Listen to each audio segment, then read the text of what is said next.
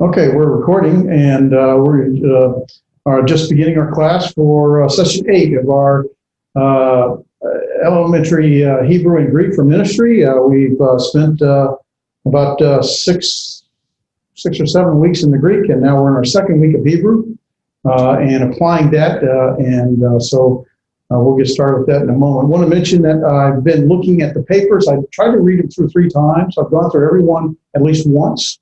And some twice, and then on the third time I'll try to make notes and provide a grade. So I wanted to get it done by this week, but I didn't think I really would. There are 6 papers right now. Yeah, 6, I think, right now, and so anyway, I'm positive I'll have them to you by next week. But please be patient with me. I want to get them back to you so you can look at the comments. We can discuss them if you like, and want you to have that in order to apply that when you. Actually, your Hebrew paper is really going to be a continuation of your Greek paper. That's how it was designed. So it was intended to start with a Greek word, you apply it to a specific passage, and then correlate that not only to the Septuagint, but the Hebrew word behind the Septuagint usage, and any specific passage that applies. Try to get that back to you next week, Lord willing, unless something really goes wrong and changes that. Let me get switched to. We're using the same word in Hebrew too, same word. Yeah, I gave you the matrix, and so whatever your word was, I think yours is baptizo, and I forget what the Hebrew word for baptizo, what related was for immersion. But yeah, that's intentional because I really wanted you to see as you look at behind the New Testament, the Greek behind the New Testament, and look at how it's applied and used in the Septuagint. Once you be able to look behind the Septuagint at its original, its basis, its Hebrew basis, and be able to continue that thought all the way through. That would be a fantastic study, whatever you're looking at, to be able to take it from the Greek to the Septuagint and to the Hebrew and the Old Testament. So that's the goal, and that's kind of how we laid that out. Let me, what was I going to do here? I need to switch screens. Okay, so you should be seeing our screen, and now I need to move forward.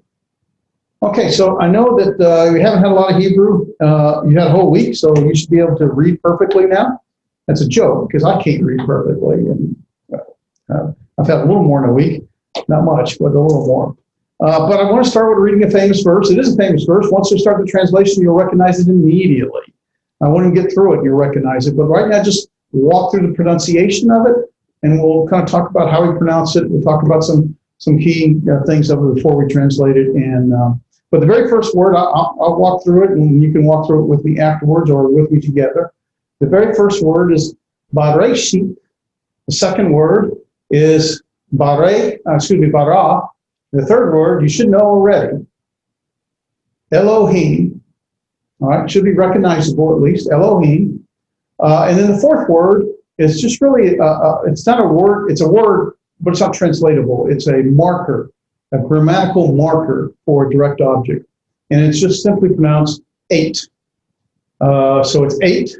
The next word that it's actually marking is the noun Hashamayim. And then the next word is also a grammatical marker with a conjunction in front of it called the Vav. And so it's Va'et. So earlier you had 8, and now you have Va'et. And then you have the marker that it's governing, Haaretz.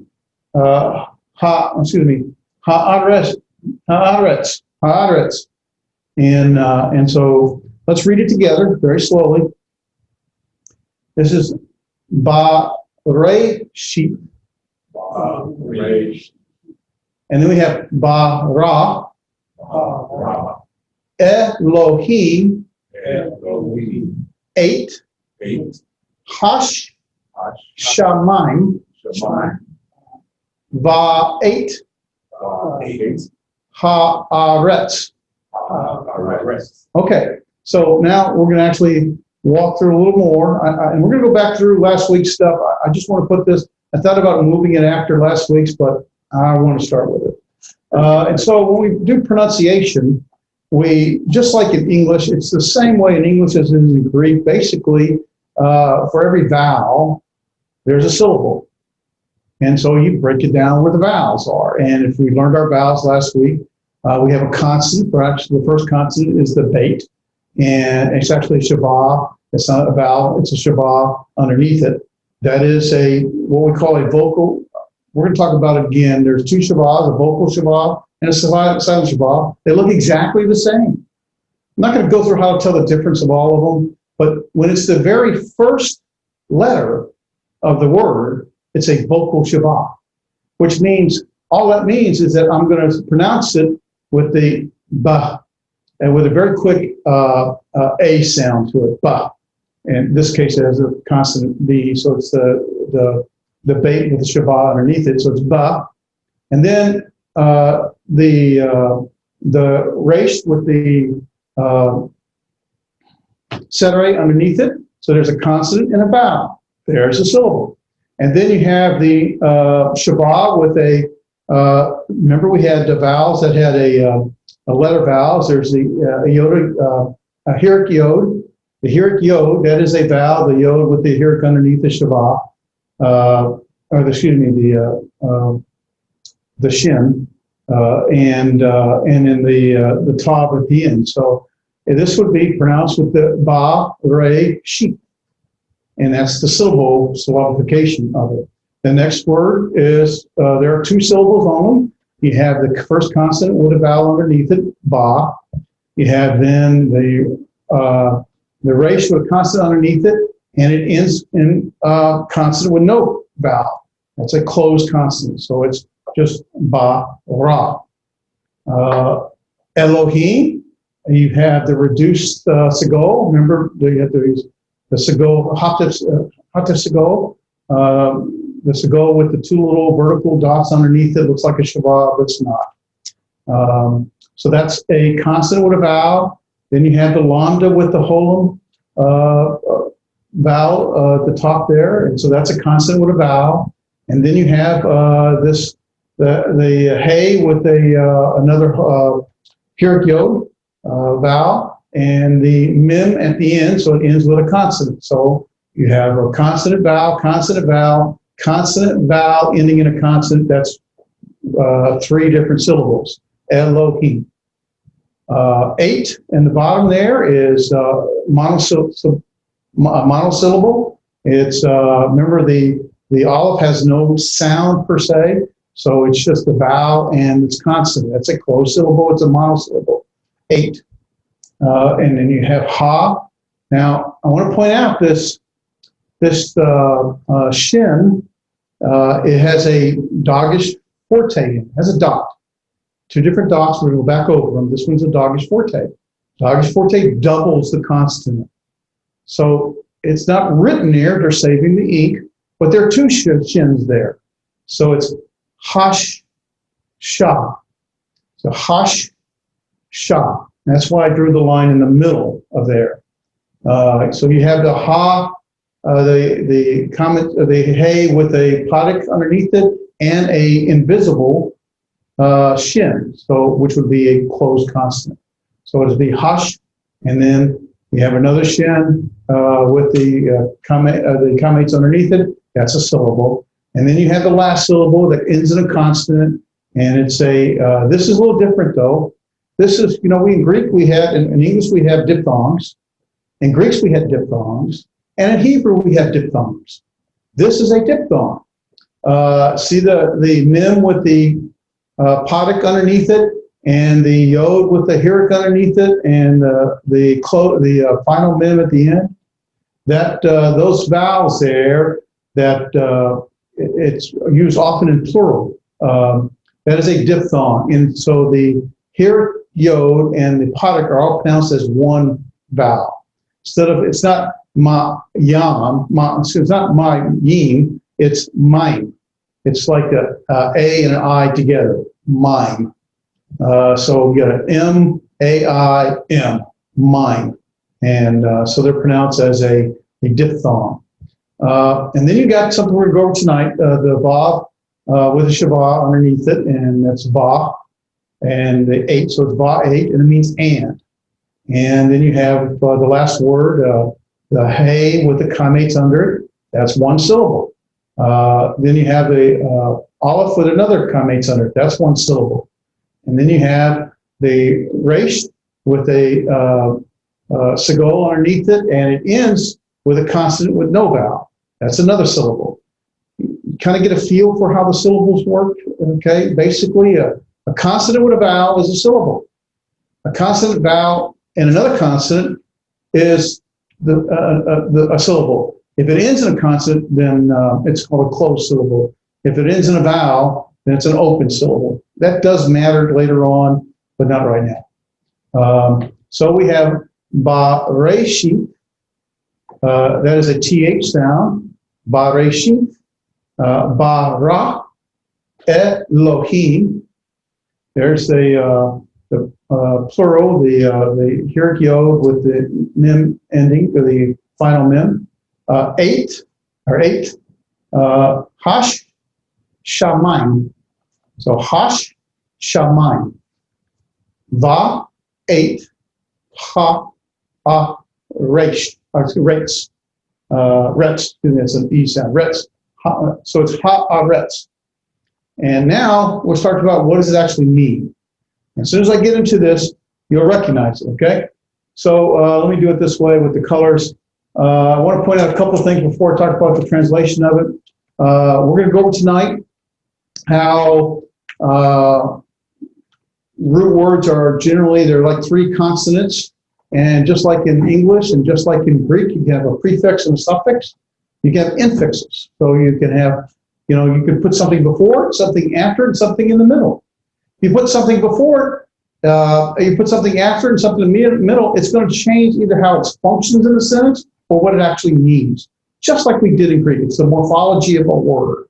And so the ba on ba-reshi is actually a preposition. And that is not part of the original word. Reshit is the word. And now the next one is the verb bara. It's a very well-known word. We'll get to it in a moment. And of course, you already know Elohim. Everybody knows what Elohim means. God. It's actually plural gods, but we generally translate it singular. And then, of course, we mentioned in the orange there, eighth, and that is a grammatical marker. It is not translatable. We'll talk about later. It's to mark and identify. In Greek, you have nominative words that function as a subject. You have a genitive words that function as possessive. You have dative words that functions as the indirect object. And you have a case ending for accusative that functions as the direct object. You don't have case endings in Hebrew. There are cases, but there are no case endings. We're going to get into how you identify them, but to identify the direct object, in other words, the verb, you have the subject doing the action of the verb on the direct object, right? Well, how do you know the direct object? It's going to be preceded by eight. It's a marker for the direct object. So eight precedes the next word, ha. Now this also has a prefix. That's the ha. And the shamayim is the actual word. The ha we'll do next week. That is the article. It's the, so it's the direct object starts with a the. It's a definitive. And then the next word is the va'et. And the vav is, what we're going to do tonight, is a conjunction for and or then or so. In this case, it's and. Now, it's not and eight because eight is not a word. It's a grammatical marker. But va'et, meaning and then you got another article, ha. This word aretz is prefixed with an article, ha, and we're going to show how that works tonight. But now let's talk about what it means. So ba is the preposition in or at, but generally in this case it's in. Rashit, in the beginning. You know what it is already? Yeah, I figured you would. And then you have the verb created, bara. And then you have the subject, Elohim, God created. In the beginning, God created. And then the question automatically comes, what did he create? Well, that's the direct object. And that's why you had the eight as the marker saying he created the heavens, shamayim. Ha shamayim is the heavens. And then and, that's what the vav in the next eight is for, and ha-eretz, the earth. So this is, in the beginning, God created the heavens and the earth. And so I figured you'd recognize that verse once we started the translation. But you see, one reason I want to walk through this, and we're going to walk through tonight, the idea I want to get you to, not only recognizing the alphabet and pronouncing it in vowels, but also start to recognize that as you look at this very complex symbology of symbols in this, you start to read things and like, okay, I can't make sense of it. Break it down in its pieces. Once you begin to break it down in its pieces, it becomes discernible, understandable. And so we have Bareshi, Bara Elohim, Eit Hash Shamayim, Va'et Haaretz. In the beginning, God created the heavens and the earth. Make sense? All right. So let's go back over, now that we kind of jumped in head first in the deep pool, let's go back to the wading pool and go back through the alphabet. We went over this last week, and we have, of course, the letter and its name and its pronunciation, as well as the transliteration. And so we'll look at this very quickly. So let's just read down the list here with me. You have first Aleph, Beit, Gimel, Dalet, Hey, Vav, Zion, Het, Tet, Yod, Kaf, Lamed. So before we go to the next page, so the Aleph doesn't have a sound, and its transliteration mark is going to look like a raised comma. And so you'll see sometimes when you're reading transliteration, this raised comma, and it takes me a minute to think, oh, that's the Aleph. It doesn't have a sound, so you don't do a pronunciation with it. It's there for various reasons. The bet has two different sounds. Remember, we talked about this. I don't like the way the grammar uses this here. They show it to you as a bet, and they tell you that it has a strong B, hard B sound. Well, it doesn't. When you put the Dagesh lay name in it, when you put the little dot in it, then it has the hard sound, and it'd be like boy. Carl? I went back to the Aleph. I know it appears in transliteration as a comma.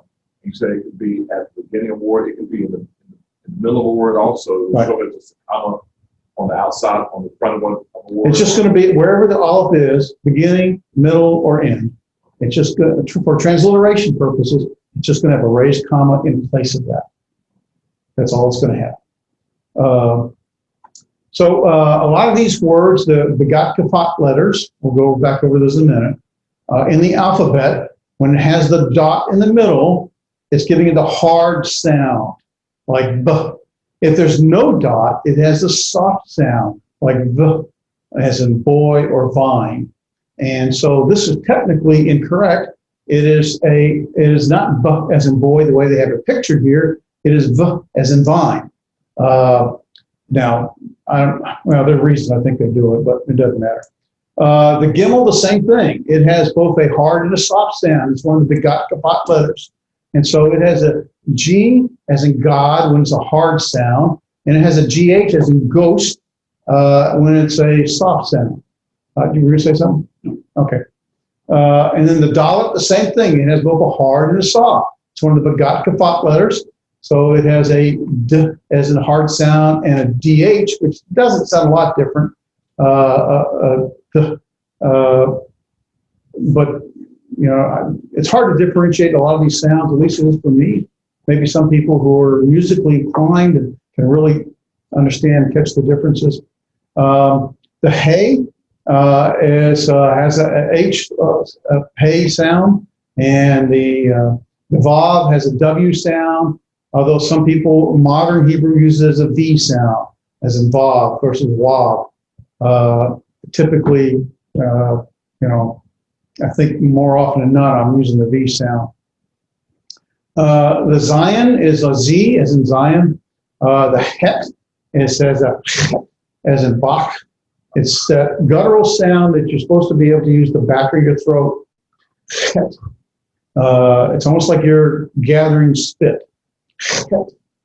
You don't over-exaggerate it, just sh. Actually, the hey also has a little bit of that sound, but I haven't used that much. It's more sh, or excuse me, hey. It's coming from the back of the throat, but I don't normally do this. Maybe I'm supposed to, but I don't normally do it as much. The tet, as in toy.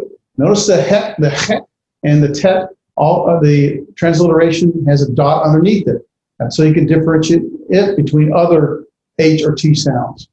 The yod is just a Y sound, as in yes. The cough, there's going to be two cough sounds. King as a K as in king. This is a very hard K. Can also have a KH sound. I think it's, yes, one of the Begat Kafat letters as well. And the Lamed as an lion. And then you have the rest of the 24 letters. Let's go together. Mim, Nun, Samek, Ayin, Pei, Sadeh, Kof, Resh, Sin, Shin, and Ta.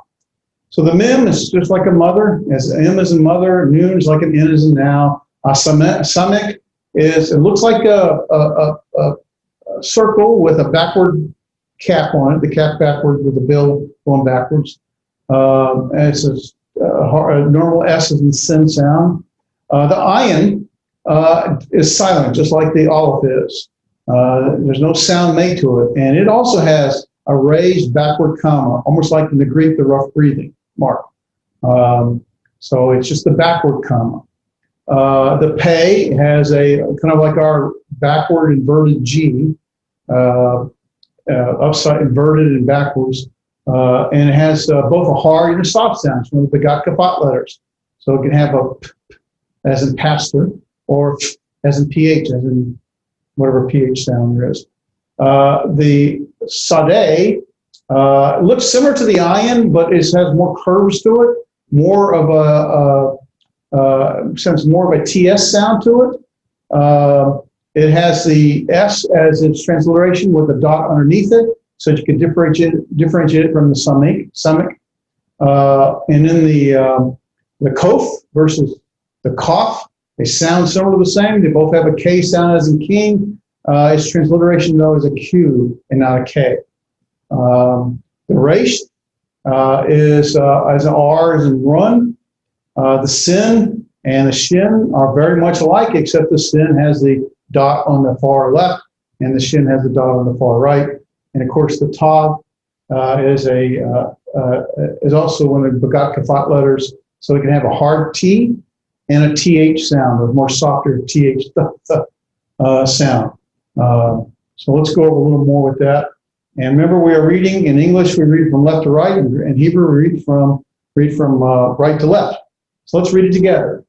Aleph, Beit, Gimel, Dalet, Hey, Vav, Zayin, Het, Tet, Yod, Kof, Lamed, Mim, Nun, Samek, Ayin, Pei, Sadeh, Kof, Resh, Sin, Shin, Tav. Okay? And then remember we talked about there are 5 letters that when the letter appears at the end of a word, it's pronounced the same, but it does change its form. It looks different. Generally, it sort of stands at attention, straightens itself out. The final form for the cough basically straightens the bottom out, and you can see in the example there with the dalet, the resh, and the cough, that the cough is a little longer than the dalet and the resh. And so there's the darak, and that is means road or way. And so when it ends when it's the final letter of a word, it's going to change its form. The mim, you see, it kind of looks like our fancy English G in a script form, sort of to me anyway. But its final form is almost like the samek, except it's squared up. It's kind of, I always sort of pictured as sort of a blockhead with a nice little curve on his hair, you know. So like a blockhead with his hair flipped up. And so there's, would be Notice the ayin meme, the final meme is and the you see it's the transliteration is the backward comma now we read Hebrew right to left, but notice the transliteration is left to right. That's English, right? So we're going to read transliteration just like in English, right, left to right. So you have, in Hebrew, you have the ayin first, and in English, you have the raised backward comma, the ayin first. So they're both first, just one you're reading right to left, one you're reading left to right, right to left and left to right. So Am means nation of people. The noon also is a final letter, finds a final form, and it just straightens itself out. It's just longer, and there's the example is the Zion, the Kaf, and the noon. Kaf is always a little bit extended, and you see the noon is extended, and its transliteration is ZQM, and it's Zakan, and it's old man or elder. Now there's no vowels here, so it's hard to pronounce if you don't see the vowels. I just happen to remember the vowels, which is how it was generally done. Even when they wrote it, they didn't write vowels, but they spoke it with vowels. So that would be Zakan. They wouldn't just say Zion, Kaf, Noon. They'd say Zakan because they would automatically know, because they grew up with it, what vowels go with it. So it'd be vocalized with vowels, but it wouldn't be written with vowels. The pay has a final form as well. Again, it just straightens itself out and has a little longer than in our example. There's the Kaf, the Samek, and the pay. And so you see transliterations, KSP, and I think it's Kesef. Kesef is that's Segols that are used in that. Kesef, that would be money or silver. And the Sadeh also is a final form. Again, it just straightens itself out. The Aleph, the Resh, and the Sadeh in its final form. And there it is in the transliteration with the Aleph being the comma, raised comma, and then the R and the S with the dot underneath for the Sadeh. And that is Eretz, which actually was the word that we had in our example. Ha-Eretz is the earth, the land. Eretz is earth or land. Okay? You remember this? Yeah, you guys are like, oh yeah, I remember this. None of you are doing that. Okay. Did y'all actually try your Hebrew this week? Okay, and then the Bagat Kafat letters. I know that brought a little confusion. These are letters, and notice the raised in the title there, the capital B, the G, the D, the K, the PH, and the T. Those correlate to the Hebrew letters and their sounds, and those letters can have two sounds. They can have a hard sound and a soft sound. If it has the dot, the dogish lane in it, it is a hard sound. If it does not have the dot, it's a soft sound. So your pronunciation is based on whether or not it has or does not have a dot, or dogish lane it's called. And dogish lanes only appear in the Bagat Kafat letters. Let me say that again. Dogish lane only appears in these Bagat Kafat letters. And the purpose of that is to let you know how to pronounce it with a hard or soft sound. So you have the bait with a dogish lane in it and without the dogish lane in it. So the bait with the dot in it is boy as in buck. Without it is V as in vine. And you see there's a different transliteration. The line under or the line over is going to tell you that it's a soft sound. Without the line, it's the normal hard sound. The gimel is G as in God with the dot is a hard G. So GH is an august. And there you see it has the line over it for the transliteration. The dalet with the dot in it is a hard D sound, d, as in day. Without it, it is a the, as in th. It sounds like a th, the, but it's a dh, and has the transliteration has the line underneath it to tell you it's the soft sound.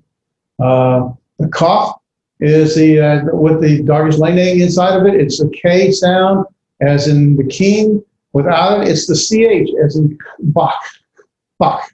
Its transliteration will either have a K or K with a line under it. Line under tells you it's a soft pronunciation. The pay with the dogish lane, the dot inside is P as in pastor. Without it, it's a PH as in alphabet. And it'll have the transliteration will have the line over it to tell you it's a soft sound. And then the tav is toy, as a hard T with the Douglas Lane and the softer sound is TH as in thin. So, and this transliteration have a line. So if you're looking at transliteration, has a line above it or below it, it's going to be a soft sound. If it doesn't have it, it's the hard sound. All right. And then we talked about these gutturals. There are 4 gutturals and sometimes resh that when you speak it, you use the back of your throat. Now, the aleph and the ayin are also gutturals, although they're silent. So it doesn't really apply here. They're called gutturals because when you go further into Hebrew, knowing which ones are gutturals makes a difference in terms of some events that occur. The 2 that really do make the hard or the back of the throat sound are the hey and the het. Even with the hey, you should use the back. Hey. I don't normally do it, and it's hard for me to do it. Hey and het. And sometimes resh from the back of the throat. It's a little hard to do, and you really have to work in practice to make it worthwhile, to make it correct. We talked about vowels last week, so this is a summary of it. We have long vowels, short vowels, and reduced vowels. The only difference between is how long you allow the air to pass through. A long A is ah, a short A is ah. A shorter A is ah. I mean, they're pretty much the same sound, it's just how long you allow it to go.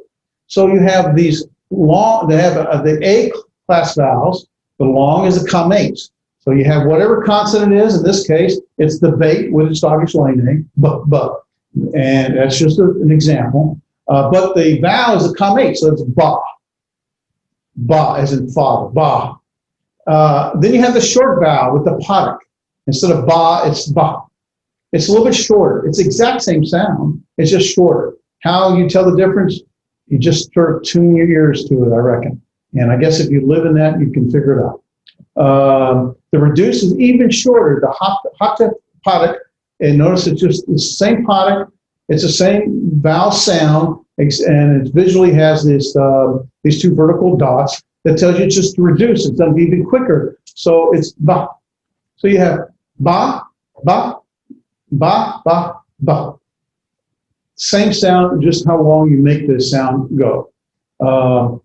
You have the same thing with the E class vowel, with the sere, and with the sagol, and with the hatef sagol. It's a be, excuse me, be, and be. Something like that. I always said, see, I'm used to saying sere would be be, and sagol is be, and then hatef sagol is be. So just a little bit shorter. But I have more of a long A when I say the sere versus sagol is more of an E sound. You know, a long A or long E is like an A sound, right? So it'd be be, let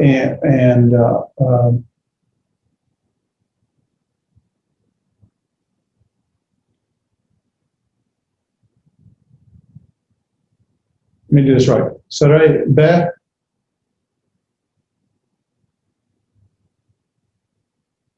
Yeah, I'm gonna double check this because I get this confused. But it's be, be, be. The hirik, the I class vowel is just the I, B. And the holem is an O, O. Kamates hatu, it looks like the kamates. There are ways to tell the difference. We're not gonna go into them now. But it has an O sound. It's also bo. For example, when you do wisdom, wisdom is, what's the word? Wisdom has a kamates hatuf in it. It's,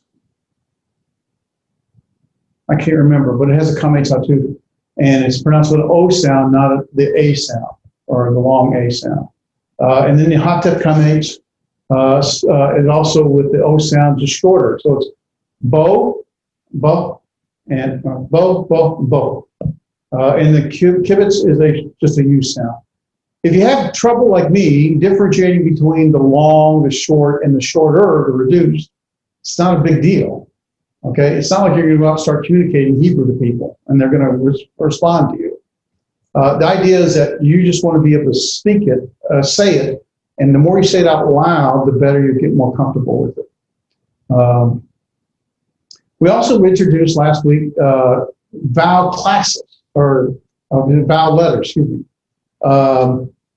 So 3 consonants, the hey, the yod, and the vav, are sometimes not used as consonants, they're used as vowels. And they will be used as a kametz hey, a segol hey, the sere hey, and the holem hey. When you see a hey that has a vowel with it, it is a kametz hey, and you'll see this at the end of a word often. Segol hey or sere hey, often you see it at the very end of the word. Holem hey is also it is a vowel, not a consonant. That's my point. It's the bo sound, not bo. There's no H sound at the end of it, just the O sound. You're not pronouncing the consonant, you're pronouncing the vowel. It's a hey, a holem hey, a sere hey, segay hey, and a kametz hey. So it's ba, be, bo. There's no H sound at the end of it. Same thing with the vav. You have a holem vav and you have a shurik. The shurik has a U sound to it. The holem vav has an O sound to it. It's not a vav. It's a vowel. It looks like a vav with a vowel, but it is a vowel. It's the holem vav and the shurik. So it's in this case, you have the consonant bo with the holem vav. So it's bo, just like, so it's bo. And they have the bo with the shurik, so it's boo, with a U sound to it. And then you have the yod. The yod also has vowel letters to it. It has a yod, a segol yod, sere yod, a segol yod, and a hirik yod. So it would be yi, ye, and e, the e sound, the I sound. So you can have vowels that were what they call changeable vowels. A long vowel can do what? It can reduce to a short vowel. A short vowel can reduce to a shorter or more reduced vowel. Those are changeable. You see, that doesn't means that when you start pronunciation, they like to pronounce the words at the end, put the emphasis on the end of the word. But when you extend that word by putting prefixes or suffixes to it, the pronunciation changes. So those vowels change. That's why they're called changeable vowels. A long can change to a short can change to a reduced. And so they're changeable. But these vowels, letter vowels, do not change. They're unchangeable.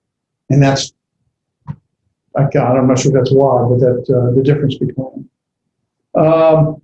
We did talk about the Dagesh Lane in the Begat Kafat letters. There's a dot in those Begat Kafat letters, and they are for the purpose of differentiating between the hard and soft sound. But there's also dots in either the Begat Kafat or other letters, not in the gutturals, cannot have a dot in the guttural. So the aleph, the hey, the het, and the ayin, and sometimes a resh cannot have a guttural, or cannot have the gutturals cannot have a dot in it. But you can have a dot called a Dagesh forte, and that Dagesh forte doubles the letter. So like we saw in Hamashayim. Yeah, the shin. Yeah, we'll go back there real quick. Okay, so at the bottom there, Hashamayim, see the dot in the shin? That dot in there is a Dagesh forte. It doubles it. So when you do the pronunciation, I automatically know that the ha has a sh at the end of it. Hashamayim. I say the shin twice. Hashamayim. You got to listen to here. Hashamayim. And that's what that Dagesh forte does. Unlike the Begat Kafat letters, which differentiate how you pronounce it, the Dagesh forte, all it does is tell you that there's a doubling of that letter. Well, that's enough for now. For example, matter of fact, it says here, it looks exactly like the Lane, Dagesh Lane, but it's used to double the consonant, which occurs. For example, the Hebrew word, one we just had, Hashamayim, the heavens, has a Dagesh forte in the shin. And there you see the Dagesh forte in it. It is rendered, therefore, with 2 shins, just like that.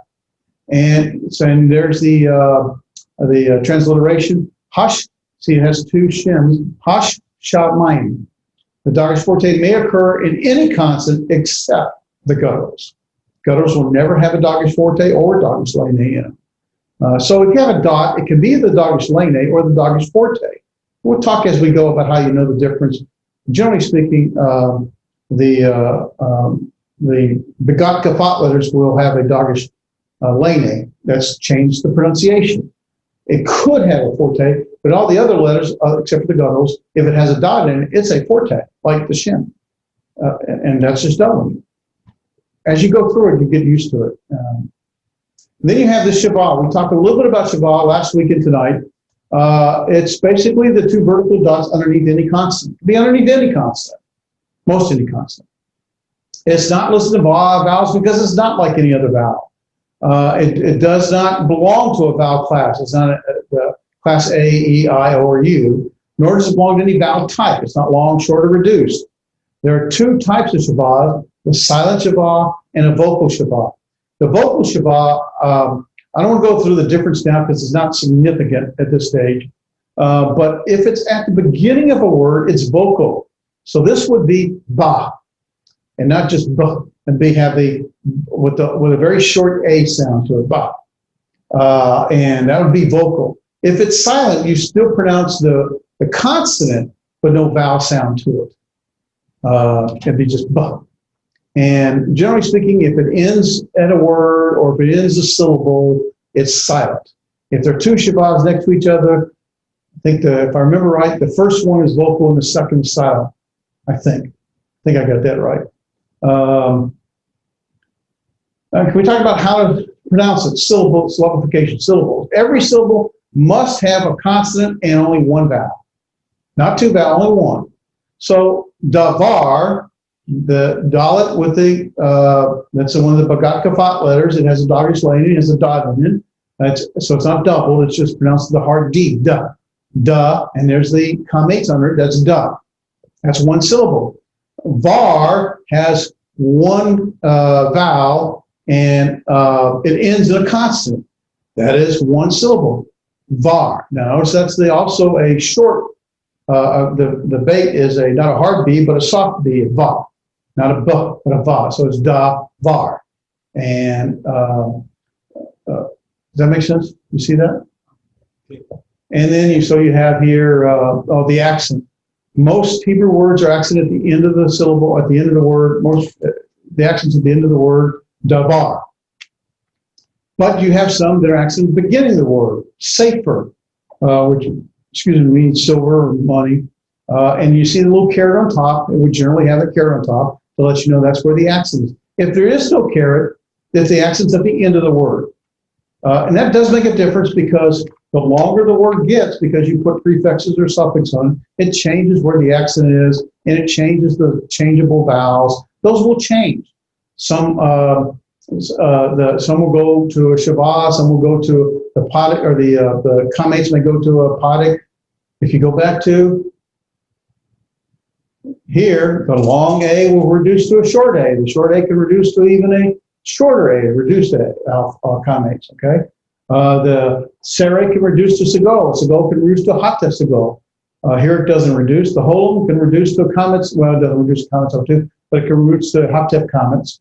And there's no reduction for kivets. Those can change and they can reduce. And okay. So anyway, so as the word gets longer, we'll see some vowels reduce or change. And so we did a little vocabulary last week. Remember the words? What's the first word? Can you pronounce it? Aleph has no sound. So you just have the comates, ah, and then you have the da, adam. That's why I learned that last week. Like Adam. Yeah, adam. And it means Adam. Also means man or mankind. And then you have El. El means God, capital G or lower G. Remember, there's no capitalization in Hebrew. Then you have Elohim, God or gods. And then you have one we just did, var, meaning word, matter, or thing. Notice it's used 1,454 times. Elohim is used 2,602 times. And then you have Jerusalem, which is Yerushalayim, Jerusalem, excuse me, and that would be Jerusalem 643 times. And Israel, or Israel, would be Israel, 2,507 times. So that's what we learned last week. Coming back a little bit, a little memory here. Okay, so we'll kind of, we won't do this much review every single time, but we'll try to go back through it each time. But you do need to spend time with the alphabet pronunciation. And what I want to do now is talk briefly about how words are formed. Generally, a lot of the words are what they call triconsonantal. In other words, they have three consonants, and that is the root and also the stem. And so the first position is called R1. The second position is called R2. Third position is called R3. Root 1, root 2, root 3. Pretty simple, pretty straightforward. And I want you to recognize this because I want you to see how words are formed, because that will help make a difference when you look at it. When you start looking at the forest, you can break it down and see the tree. You see the components of it. And there's also, so our position 1, root 2, or root 3, position 1, triconsonantal root 1. Remember, we're going right to left in Hebrew. And then it's also, just so you know, I don't want you to memorize it, it can also be called the pay position or the ayin position or the lamed position. So R1 is like a pay position. I don't know why it's called that. R2 is like the ayin position, and R3 is like the lamed position. But generally speaking, we're talking about a root word. And so here we have the root word with the dalet, the bait, and the resh, and it's the root word. Now, root word doesn't really have a meaning in of itself, but it carries an underlying meaning that when it's used with its context has meaning. And so this would be, well, let me just go. So here's our consonants, right? R1 is the dalet. R2, position 2, root 2 is the bait. Position 3 is the resh. Now, oftentimes what can happen is you could put a prefix to it, or you could put a suffix to it, or you could put vowels called an infix with them. And depending upon what you put with it, changes how it's either used or changes the meaning. So if, for example, the vowels that go underneath it, depending upon the vowel patterns that are used, and we'll show you that in a minute, those patterns will change the meaning of the word. Davar can be a noun, and davar can be a verb. It can be meaning the word, or it can mean to speak. So the vowel patterns will tell you that. They're very simple to know. So don't sweat over it yet. But if you do in the prefix, for example, like we saw earlier when we were doing our practicing, this is why I want to do it first, we had words like hashamayim. We had words like, what was the beginning? In the beginning, we had the bait was the preposition. So we can add a preposition, we can add a conjunction like the vav, we can add a definite article like the hey, we can add an interrogative particle, which makes it a question, or we can add a conjunction, conjugation, which is going to be a verb form, all the prefix. We can change its meaning or its usage by changing the prefix. So we'll go through it a little more. We can also, in the suffix, we can change the number. In other words, it's going to be plural or singular or dual. Or we can change its gender, masculine or feminine. Or we can make it possessive. Simply by adding to the word, we could change its number, gender, or possessive. Simply by putting to the beginning of the word a prefix, we can apply it with a preposition or conjunction, such as and or but or also or even. A definite article is the word versus a word. Interrogative particle, we can question mark the word, question, or conjugation, meaning a verb. The vowel patterns will also help determine what kind of verb it is, or whether it's being used as a noun or a verb. And so what I'm trying to point out here is that these consonants, these root 1, 2, and 3, will remain generally constant. It's what you add to it that changes how it's used and how it means and what it might mean. But look for the root. And look what's changed with the root, what's around it, what's added to it, what's in the beginning of it, what's underneath, and what vowels are used. And that will help determine. For example, davar, we've already seen, dalit with the comates underneath it, bait with the comates underneath it, and resh at the end with no vowel, davar is a noun. It is a word. And notice the caret on top because this is a word, they're called segment nouns. This is a word that is pronounced at the beginning of the syllable. This first syllable is pronounced at the beginning of the word. So davar, davar. And I know it's a noun because of the two comates underneath it. I know it's not a verb because of the two comates underneath it. I know it's a noun. It's the word, or a word in this case. If I were to put this hay with a potic underneath it, and actually to be technically correct, the dot in the dalet would also change from a Douglas Lane to a Douglas Forte. That would then make it a the word. In other words, a prefix with the hay can make it a definite. It's the word, not a word, just by putting that prefix to it.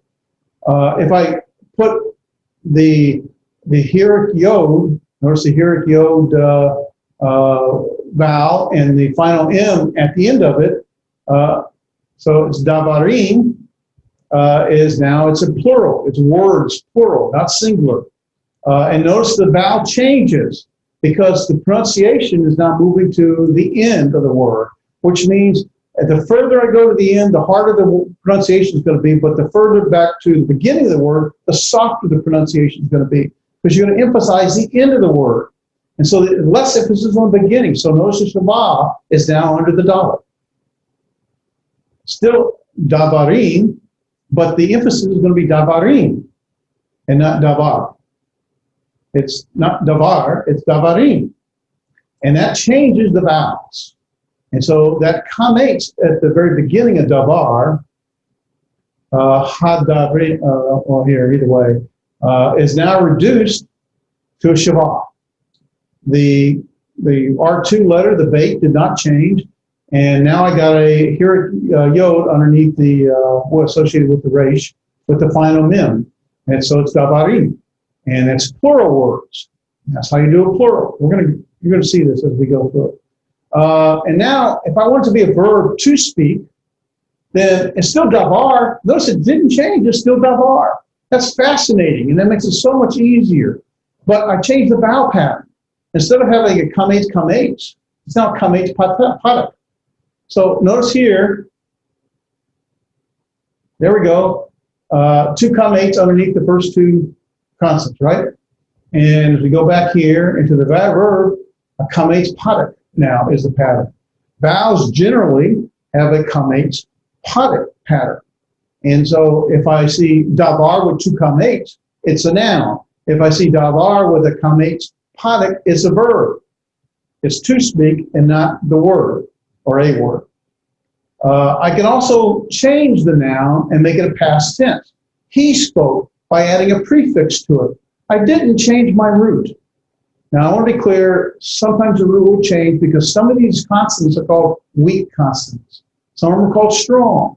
Weak consonants, or strong consonants, don't change. The dalet, the bait, and the resh are strong consonants. They don't change. But the ayin, the aleph, and the hey, and the yod, and the vav are all weak consonants, and they may change. But my point is, generally speaking, we don't see a change in the consonant.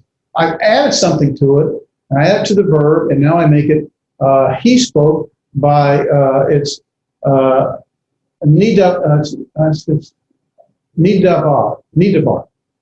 and it's he spoke. So let's talk about nouns, and then we'll take a break. We're almost done with this part. A noun can have both gender and number. With regard to its gender, Hebrew nouns are either masculine or feminine. Now, in English, we don't have grammatical gender. We do have natural gender. In other words, I'm a male and my wife's a female, okay? Those are natural genders. We don't have grammatical gender in English. In Greek, we don't have natural gender. There is a sort of we can recognize a natural gender as a male or female, but instead they have grammatical gender. A grammatical gender is just a grammatical purpose, a grammatical marker. Masculine, feminine. In Greek, masculine, feminine, or neuter. In Hebrew, it's masculine or feminine. That's it. They only have a masculine or feminine gender, and it's grammatical functions. And for number, in English, you can have singular or plural. In Greek, you can have singular, plural, And in Greek, you can have singular, plural, or dual. A dual is like two eyes, two laws, two hands, 2 feet, these kind of things. So you could have eyes plural, or you can have a dual, 2 eyes. And they're pretty recognizable. I'll show you that as we go forward. So if we take the word horse, it's sus, the samek, the shurk, and a samek. So its pronunciation would be the samek with the shurk, sus. It's actually monosyllabic, sus. This plural form is, I'm going to add this, Hirik yod with the final mem to it. You've already seen this a couple times. And it becomes susim, and that's horses. It's dual form for 2 horses. Here we have now, and this is what you'll see the dual, you have that diphthong. The diphthong is with the Hirik yod, the potic, and the final mem. So it's susaim. It's like an AIM ending. It's a diphthong. So it's not 2 different vowels. It functions as 1 vowel. And so it's susaim. So you have sus, susim, susaim. Horses, or 2 horses. And they're masculine. Sus is masculine. It's presented as masculine. And notice the singular, there's no ending, there's no prefix, there's no suffix to it. To make it plural, I add a suffix to it. I add the ein. So it's susaim. For dual, I add another different suffix to it. It's the diphthong with the, so it's susaim. Not susim, but susaim for 2 horses. Now, the word Torah is feminine. And we know what Torah means, law or instruction. In Torah, notice it ends with the kametz he, and that is a feminine singular for law or instruction. The Torah is the law. And then if you change the ending of it, it's still the Torah, but instead of the Torah, it's Torot. Torot.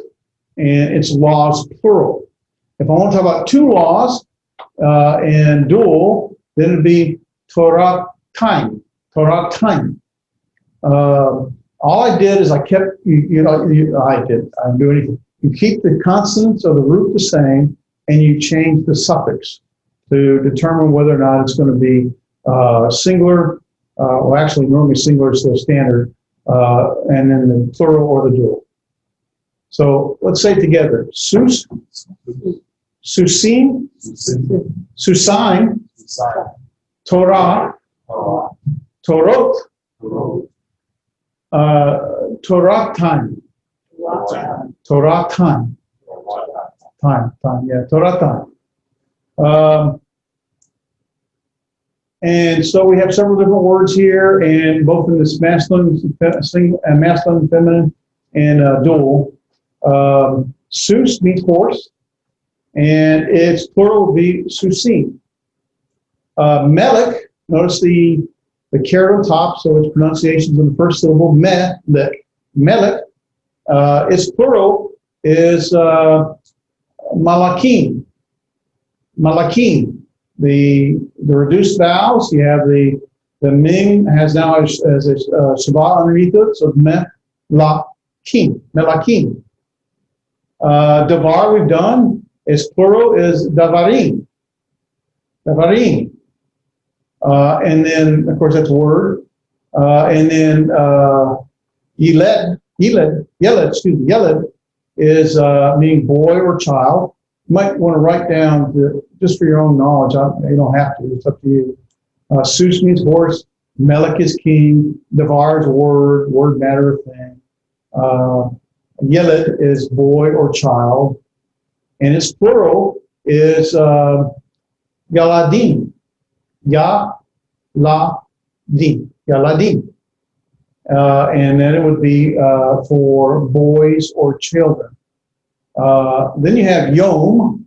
You might recognize Yom because it's a lot of controversy in Genesis 1 and 2, especially Genesis 1. God created the earth in 6 Yoms, or actually be 6 Yamim, 6 days. Yom is day. The plural form is Yamim, or days. And then in the feminine side, you have the singular word for the queen. Now here we have Mal, the Mem, the Patek, and the Lamet with the Shava is one syllable. Mal, Ka, Malka. Malka is queen. Its plural is Malkot, and so the queens, plural. Then you have the Torah, the law, it's singular, we did, and the Torot is its feminine. And you have, Chokmah. Chokmah is, means wall, and its plural form is Chokmot. And so notice the feminine singular all have this Kametz Hey ending, although someone will have, and there's a reason it does, but we're not going to get into it tonight, we'll have the Tav ending at the bottom there. Its plural generally has the Hol, Vav, and the Tav ending, almost every single case.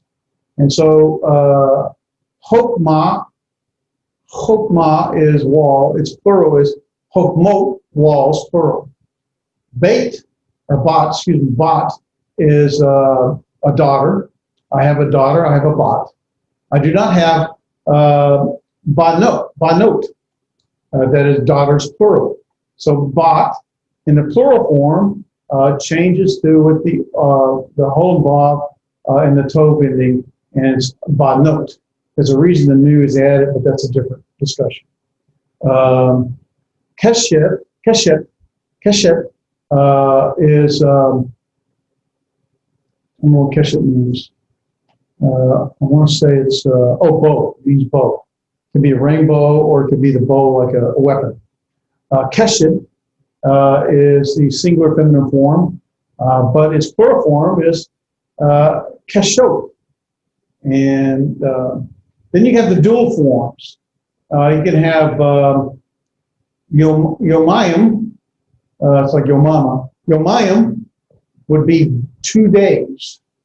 Notice if you look at the far bottom left corner, yom, and the top dual right corner, yomayim, you have the diphthong there. That tells you that it's going to be a dual form, the ayin. But you could see the yom there, the yod with the whole vav and the mem. Only it's not a final mem. In the bottom right, it's the final mem. They're both mems, so they're both yoms. But to make it dual, it's yomayim. The law for dual form, 2 laws, is Torah time.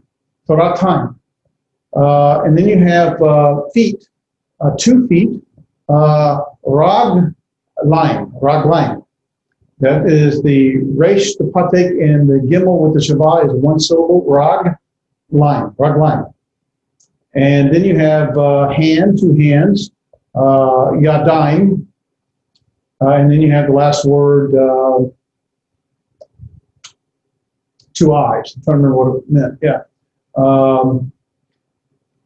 A9. The seriod is a vowel. The ayin is silent, so it's A. And then you've got the new with the diphthong to it, so it's A9. Reading a little bit, maybe? Pieces? Okay. But they do have a point with laser? I do, but you could see it, but they can't. And then it doesn't show up. See, it shows up here, but not on the TV. That's the only problem. I've been trying to find ways to be able to touch and point. I can go over here and point for you guys, but then the guys online can't see what I'm doing. So, you know, and so I tried to figure out how to go back and forth, and it's just too it can be done, but right now it's too convoluted to make it work. Let me see where we're at here before I go any further. Okay, yeah. Okay, so there's a pattern to this. Our masculine singular words, nouns, don't have an ending. There's no suffix to it. Like devar. There's no ending. There's no suffix added to it, okay? But the plural will have, notice it has the eims, the yod, the heric yod, and the mem ending. I'll point for you guys. The heric yod and the mem ending, okay? Heric yod, mem. And its dual form is the diphthong with the podic, the heric yod, and then a final mem. So this is ein. And so you see a pattern that if it has the heric yod mem, it is a plural for our masculine words. If it is dual, it's going to have that diphthong to it. In the feminine words, you have a pretty recognizable pattern. It's either going to end, the word's going to end with the podic and a hey, or a comets and a hey, a podic and a tav, a sigol and a tav, a heric yod, notice there's a heric yod as a vowel, and a tav, and a shurik and a tav. Those are all feminine endings for singular words.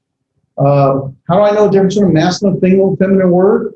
By the ending of the word. If it has one of these endings, kamets hey, the podic tav, the sigol tav, the heric yod tav, or the shurik tav, then it's a feminine singular word. Its plural form is almost always with the ot. That is the holem vav and the tav ending. And then it will also have for its dual the diphthong. Notice the diphthong, two different forms.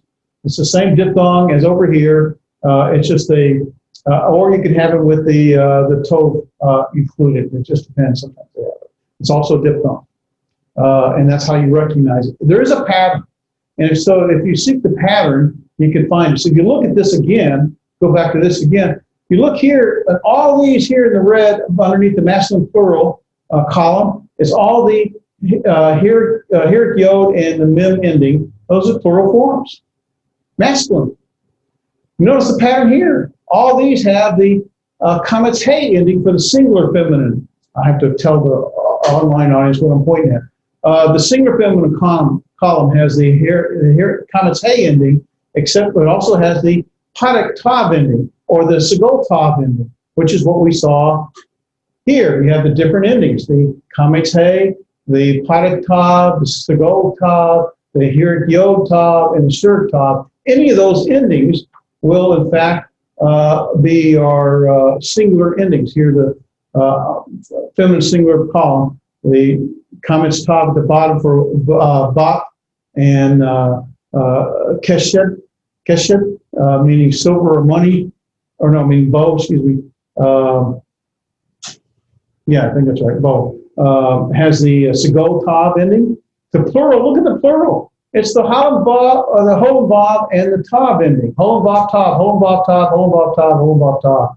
They're all, it's the same pattern. Look at the dual endings. The dual endings are all with the diphthong. And so it becomes a pretty recognizable pattern once you sort of get it in your mind. What we struggle with is you're seeing so much at once. Once you start breaking it into pieces, you say, okay, I recognize that. Okay, I recognize that. And then before you know it, you won't even be noticing. It's just automatic. Some of these things can be automatic as you do it. All right, so let's look at, I want to do one more thing with the grammar, and we'll take a break pretty much on time. That's the conjunction vav. The vav can have different meanings. It's generally, and, so, or then. Just like we saw in our beginning where we had, it was a va-8, it's a direct object marker, but it was and in the beginning God created the heavens and the earth. That va and the earth. And so here we have the va. Normally it comes in a Shabbat form. It's a va with a Shabbat underneath it, and so it's not technically a vowel. Will be pronounced like a very short, quick a va. So it's va'evet. Excuse me. This is not eretz. This is va'evet. Va'evet. And it is a bond servant. It is a bond servant, not the bond servant. It's a, because it's and a bond servant. Va'evet. Notice here you have va isha. Va isha. Well, you have the va, it's with the shabbat underneath it, that's and then you have the isha, well, that is a woman, so it's and a woman. All we did is take the woman noun or the evet noun, meaning a bond servant or slave, or the isha, meaning a woman, and we put a conjunction in front of it, a prefix it, and now it's and a woman or and a bond servant. Notice that the shabbat for isha has a dogish forte in it. It's a doubling. It's ish sha. Ish sha. The aleph has no pronunciation. So you just have the here vowel, E, with the shwa and the shin. Ish, sha. Isha is woman. Va isha is and a woman. Now, we're not going to do the article till next week, but here we have vaha isha, that ha is the article, and it's and the woman. You can also have va ish. Ish is man. The aleph with the yod, heric yod underneath it. The heric yod is a vowel with the shin at the end is man, and to make it and, it's va'ish and a man. To make it and the man, we'll add the article vaha'ish, and it's and the man. So I just want to point out that when you add a prefix to these words, the va, it can be and, so, or then, a few other things. Now, I do want to let you know the prefix can change its form depending upon what letter precedes it or what letter comes after it. The basic forms we just saw is va, such as vaha'ish and the man. But before certain letters, they call the bump letters, the pei, the mem, and then the bait. So before it, it doesn't use the va with the vav, it uses the shurik. And it's ush. So here we have umelech. Excuse me, vumelech. And then you have the vocal shavah. Before vocal shavah, it has a shirk as well. So it's vush. I say vush mari. Vush mari. Vush mari.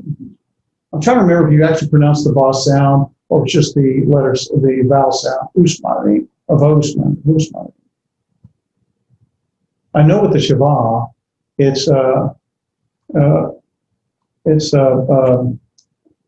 you pronounce the vash, the vaha, the va with the, you pronounce the va with the vowel sound, vahaish, and I think it's the same with the shirk.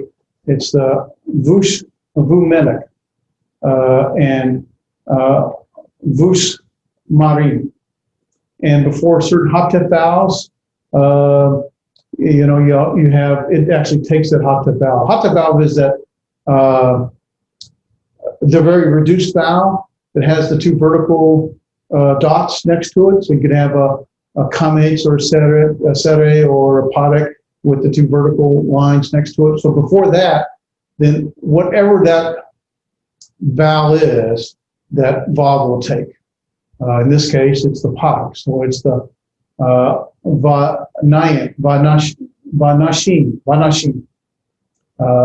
And for monosyllables, like zone is a monosyllable.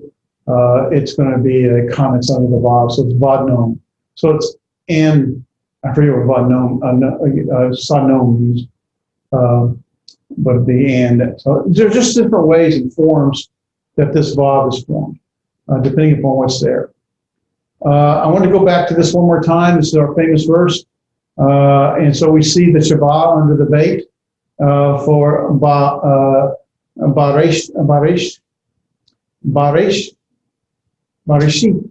Bareshit, that's it, thank you. Bareshit.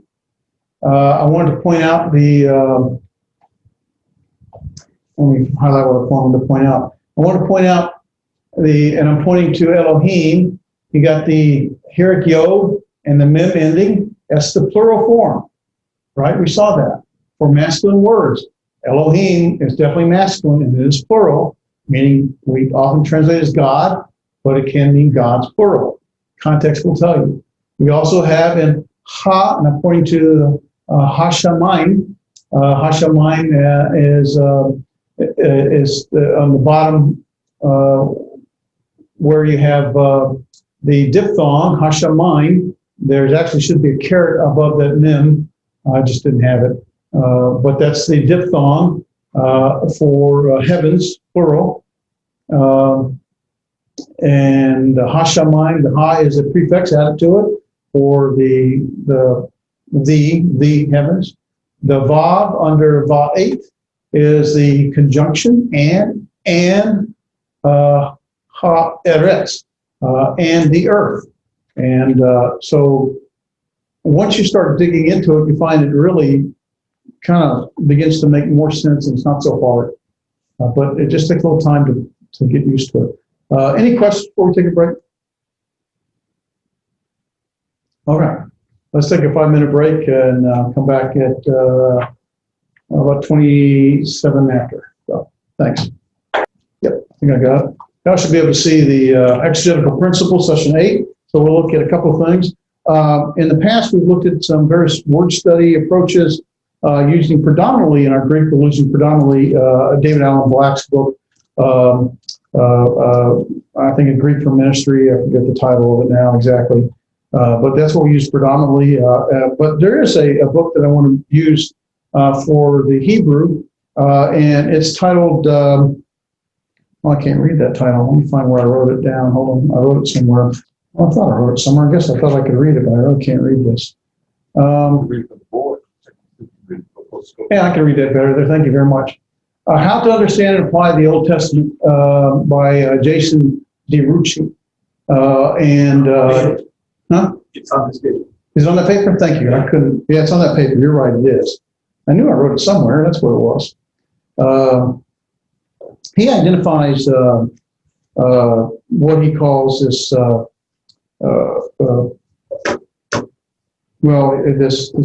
These. Now my page is out of order again. Okay. Here we go. Tacoma. That is just a mnemonic for text, observation, context, meaning, and application. Tacoma, text, observation, context, meaning, and application. And so the next few weeks, I want to go through how he uses it. A lot of this is going to be similar to what we did with David Allen's Greek for Ministry book, but some of it's a little more unique, and I want to touch base on it and kind of emphasize some specific aspects of it. Text meaning what is the makeup of the passage. We'll talk about that tonight. That's why it's in green. Observation is how is that passage communicated. Context is where does that passage fit. And meaning, what does the passage mean? And application, why does it matter? And so when we do our word studies, we want to consider these aspects. Let's talk about text. What is the makeup of the passage? Well, he actually identifies 4 components. The fourth one I'm going to ignore. It's really dealing with other translations and gets into translation theory. And I think, well, we're not going to go there tonight in this class anyway. We do have a class in translation theory, but I don't want to go there tonight. The 3 of those 4 forms is one is John Ray. And we've talked about John Ray before. We'll look a little deeper here with how he looks at the John Ray from a Hebrew perspective. And then also literary units and text hierarchy. Both its limits and structure, and text criticism, knowing the text original wording. And so they're different colors because we're going to go through each one of these individually, and I want to kind of pull out some things about it. So looking at the John Ray's literary form, its subject matter, and its function, I want to talk about the Bible, the Hebrew Bible. And so I gave you a handout called From Hebrew for Christians. Just three divisions of Tanakh. They look Tanakh ends with an H, although a lot of them don't have the H in it. That is an acronym. The T stands for Torah. The N on the Tanakh stands for Nevi'im, and that is the Torah, of course, is the law or the instructions, the first 5 books, which we also call the Pentateuch. The Nevi'im, is both the former and the latter prophets. The former prophets would be the judges, Joshua, first, second Samuel, first, second Kings. The latter prophets are Jeremiah, Ezekiel, Isaiah, and the 12 minor prophets, we call them. And so that's the Nevi'im. And then the writings. The writings were called the Ketuvim, and that is the former and latter. You get the former writings and the latter writings. The former would be like Ruth, Psalms, Job, Proverbs, Ecclesiastes, Songs of Solomon, and Lamentations. And then the latter would be Daniel, Esther, Ezra through Nehemiah, and First and Second Chronicles. So the Hebrew Bible has 24 books. They are the exact same books that we have in our Protestant Bible, Old Testament, but they're structured differently. Generally speaking, where we have multi-volumes such as First and Second Kings, or First and Second Chronicles, and First and Second Samuels, they don't. It's a combined volume. In part because because they wrote Hebrew without the vowels. The Septuagint had vowels in it, and it's in Greek. Septuagint, First and Second Samuel, you couldn't write on one scroll. It wouldn't fit. You'd have to have 2 scrolls, and so we had First and Second Samuel. But in the Hebrew, you could write it on one scroll, because they used like the Dagesh Forte to double the letters. That way, you didn't write the letter twice. Those kind of things save space. Listen, ink costs money, and the papyrus and the papyrus is the parchment is the other thing I was thinking of. Those things cost money, and they're certainly more expensive than our paper today. And so they would conserve those things, and basically they would get, we would have multi-volumes, and in two volumes they'd have in one scroll. What else I want to bring out here? It's interesting that Jesus was apparently familiar with the Tanakh. In Luke 24, verse 44, he speaks about everything written about me in the law of Moses. That's the Torah. The prophets, that's the Nevi'im. And the Psalms, which is the first book of the writing of the Ketuvim, must be fulfilled. Everything written about me in the law, the prophets, and the Psalms must be fulfilled. So it's fascinating that he mentions these 3 divisions. Now, Psalms is the first book of the Ketuvim, the former and latter writings. And ultimately, so some feel, well, it depends on, I know, okay, I'm going to get to this in a minute. And so most believe that he's referring to all of the writings there. But regardless, it's still the threefold division he identifies. This threefold division is the same division that's in the Hebrew Bible. He speaks in, for example, in Luke 11, verse 51, as well as in Matthew 23, verse 35, about the guilt of all the rebelliousness of the rebellious. Their guilt, it says, from the blood of Abel to the blood of Zechariah falls upon them. So their guilt of those rebellious, the blood from Abel to the blood of Zechariah, and all of the Old Testament falls upon the rebellious ones. It's fascinating. He's not talking about an A to Z statement when he says from the blood of Abel to the blood of Zechariah. We would think, oh, A to Z. Well, that's anachronistic because they didn't have the English alphabet. They had the Hebrew alphabet, or maybe the Greek alphabet, or maybe some other alphabet. But none of those alphabets end with a Z. None of them. The Zion is like the 6th letter, 7th letter, something like that. So A to Z doesn't make sense. That's an English portrayal, false. But nor is it a chronological statement. True, Abel was the first martyr in Genesis chapter 4, and verse 4 and verse 8. But Uriah is the last Old Testament martyr during the reign of Jehoiakim, which is around 609 to 598 BC. And you look at Jeremiah 26, verse 20 through 23, there Uriah is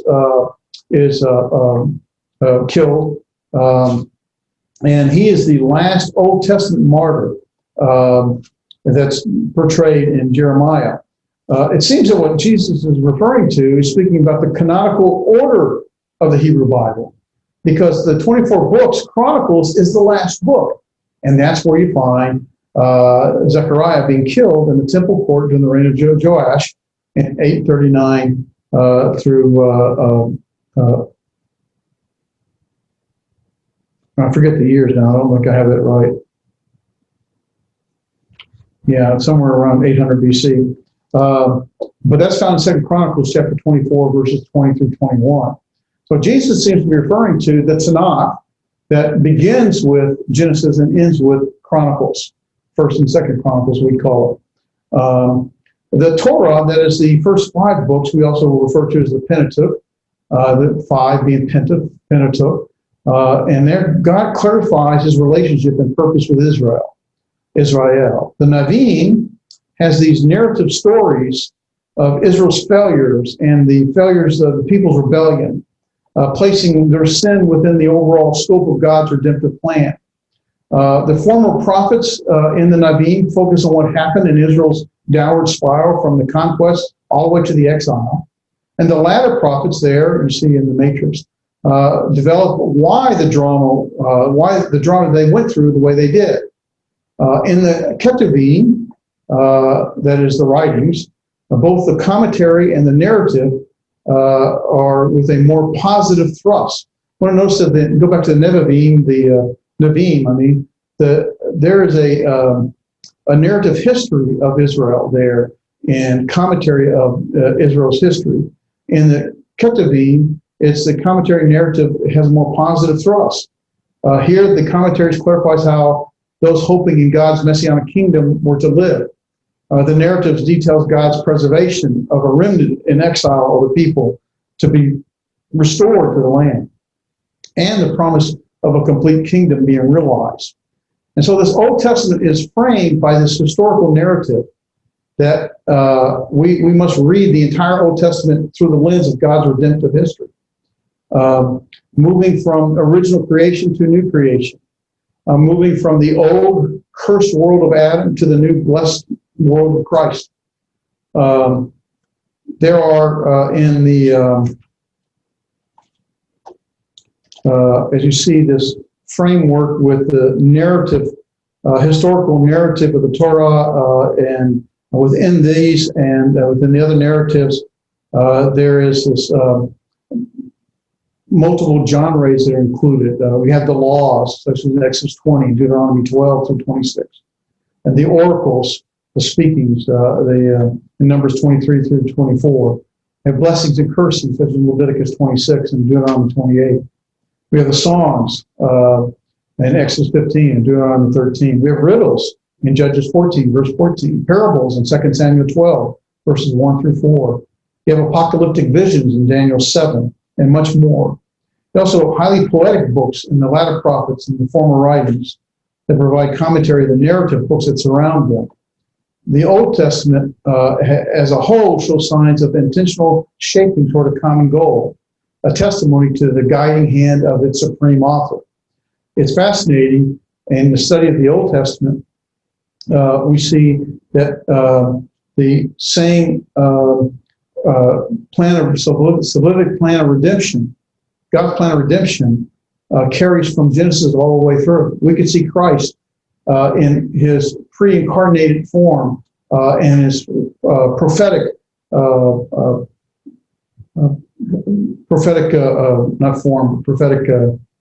prophecy of Christ throughout the Old Testament. I want to bring out one other thing. I'm trying to remember what it was now. I didn't write it down, but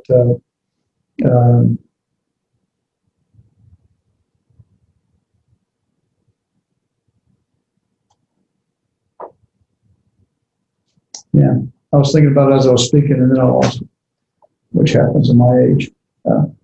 I might think of it later.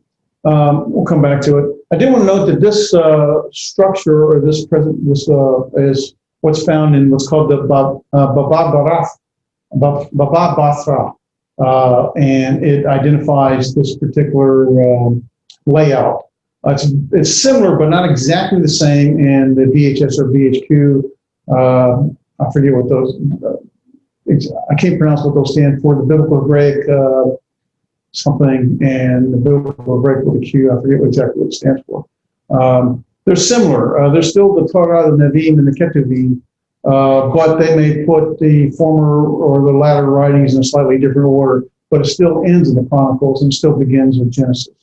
It's still a narrative format surrounding these commentary functions. So let's consider when you're thinking about the literary units or the text and hierarchy. So let's go back to when you're thinking about the genre. There's just like we saw in the New Testament. There's multiple genres, multiple types of literature, and we must be familiar. We're not just with the individual passage you're looking at, but its frame that it falls within. In the Old Testament, there is a narrative form that surrounds commentary about the narrative, the history, and the laws, and in the writings, and so as you examine the genre of a given passage, you still must take into account the bigger picture of where it fits. And there are literary units and hierarchy within the text, and limits and structure associated with it. And so you want to be at least aware of what those are. For example, consider whether there's a clear beginning or an end to your passage. Is there a beginning and an end? Well, absolutely. Now, where is it? And there are clues, and we'll go over those. Clues in the content and the grammar that clarify the passage's boundaries. You don't want to automatically follow the English translation verse and chapter division. Why not? They weren't original. It's uninspired, right? They came out. The chapter divisions came out in the, I want to say 1400s, and the verse divisions in the 1500s or 1600s. I think 1600s.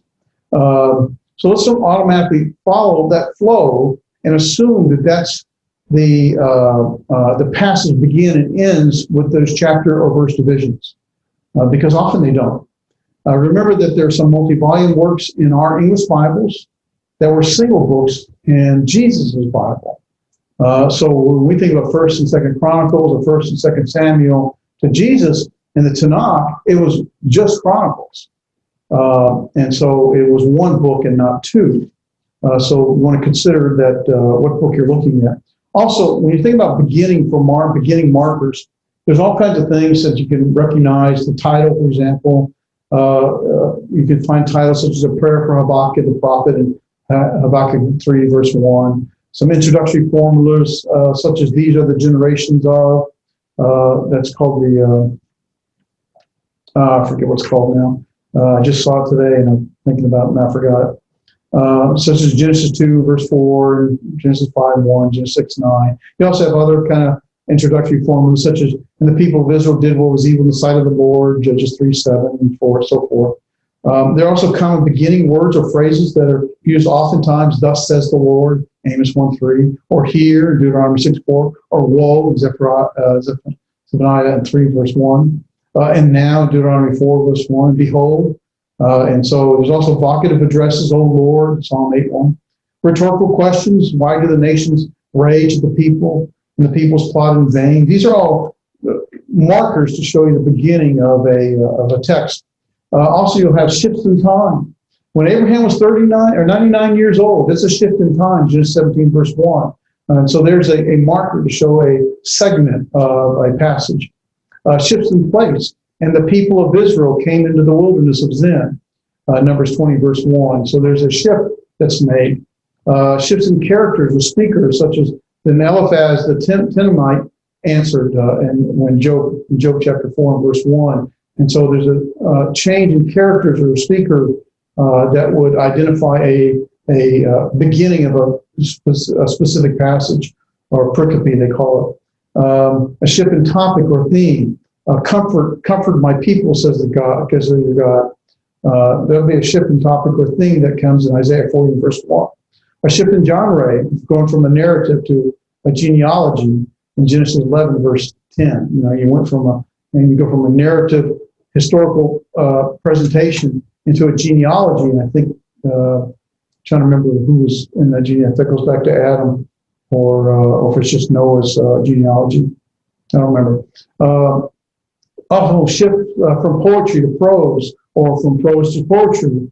For example, in the 14th year of King Hezekiah is a shift from prose, and in Isaiah 36, verse 1, afterwards in the poetry of Isaiah verse 35, when chapter 35 begins. And so you want to identify markers to see where your passage begins. And you also want to identify markers where they end. They're concluding formulas, like, and there was evening and there was morning, Genesis 1 and verse 5 and so forth. Poetic refrains, such as, you did not return to me, Amos 4. Or summary statements. This is the law of the burnt offerings, of the grain offering, and the sin offering, which the Lord had commanded Moses. It's a summary statement of Leviticus 7. Or conclusions that come, such as in Joshua 21, and the Lord gave them rest on every side. So these are ways and markers that you want to look for to segment your passage, to know what your pericope or your passage is included within.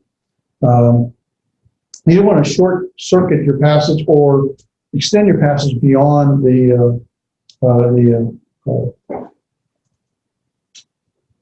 its intended structure.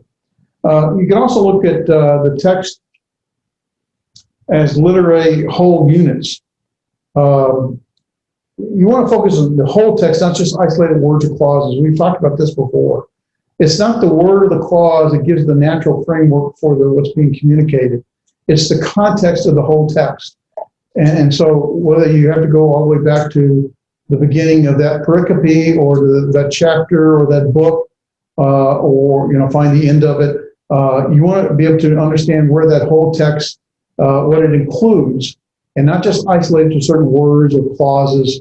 That's a problem with a lot of word studies. They focus on the word and not the framework within it, around it, not the context that it's within. And the context, really, we said before, you have the whole mega narrative of all scriptures with God's plan of redemption to bring humanity back to Him through the death, burial, and resurrection of Christ. That's within the entire narrative of all scriptures. And then you have, from the various Old Testament, New Testament themes, Old Testament prophesying the coming of Christ, again, the same salvific theme.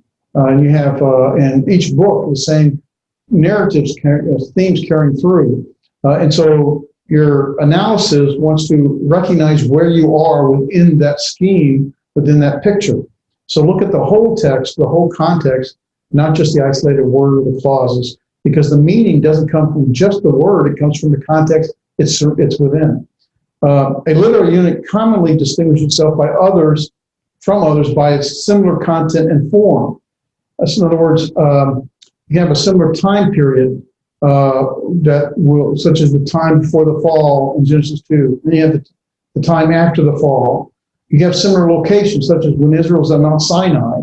The events that occurred in Exodus chapter 19 and during Numbers chapter 10, or I don't know if it's through Numbers chapter 10. I don't know if I wrote that wrong or not. Those are events that occurred in Mount Sinai. Yeah, that's not all. Can't be all the way through, because the events of Exodus 19 beyond that is, of course, when they are wandering through the wilderness after leaving Mount Sinai.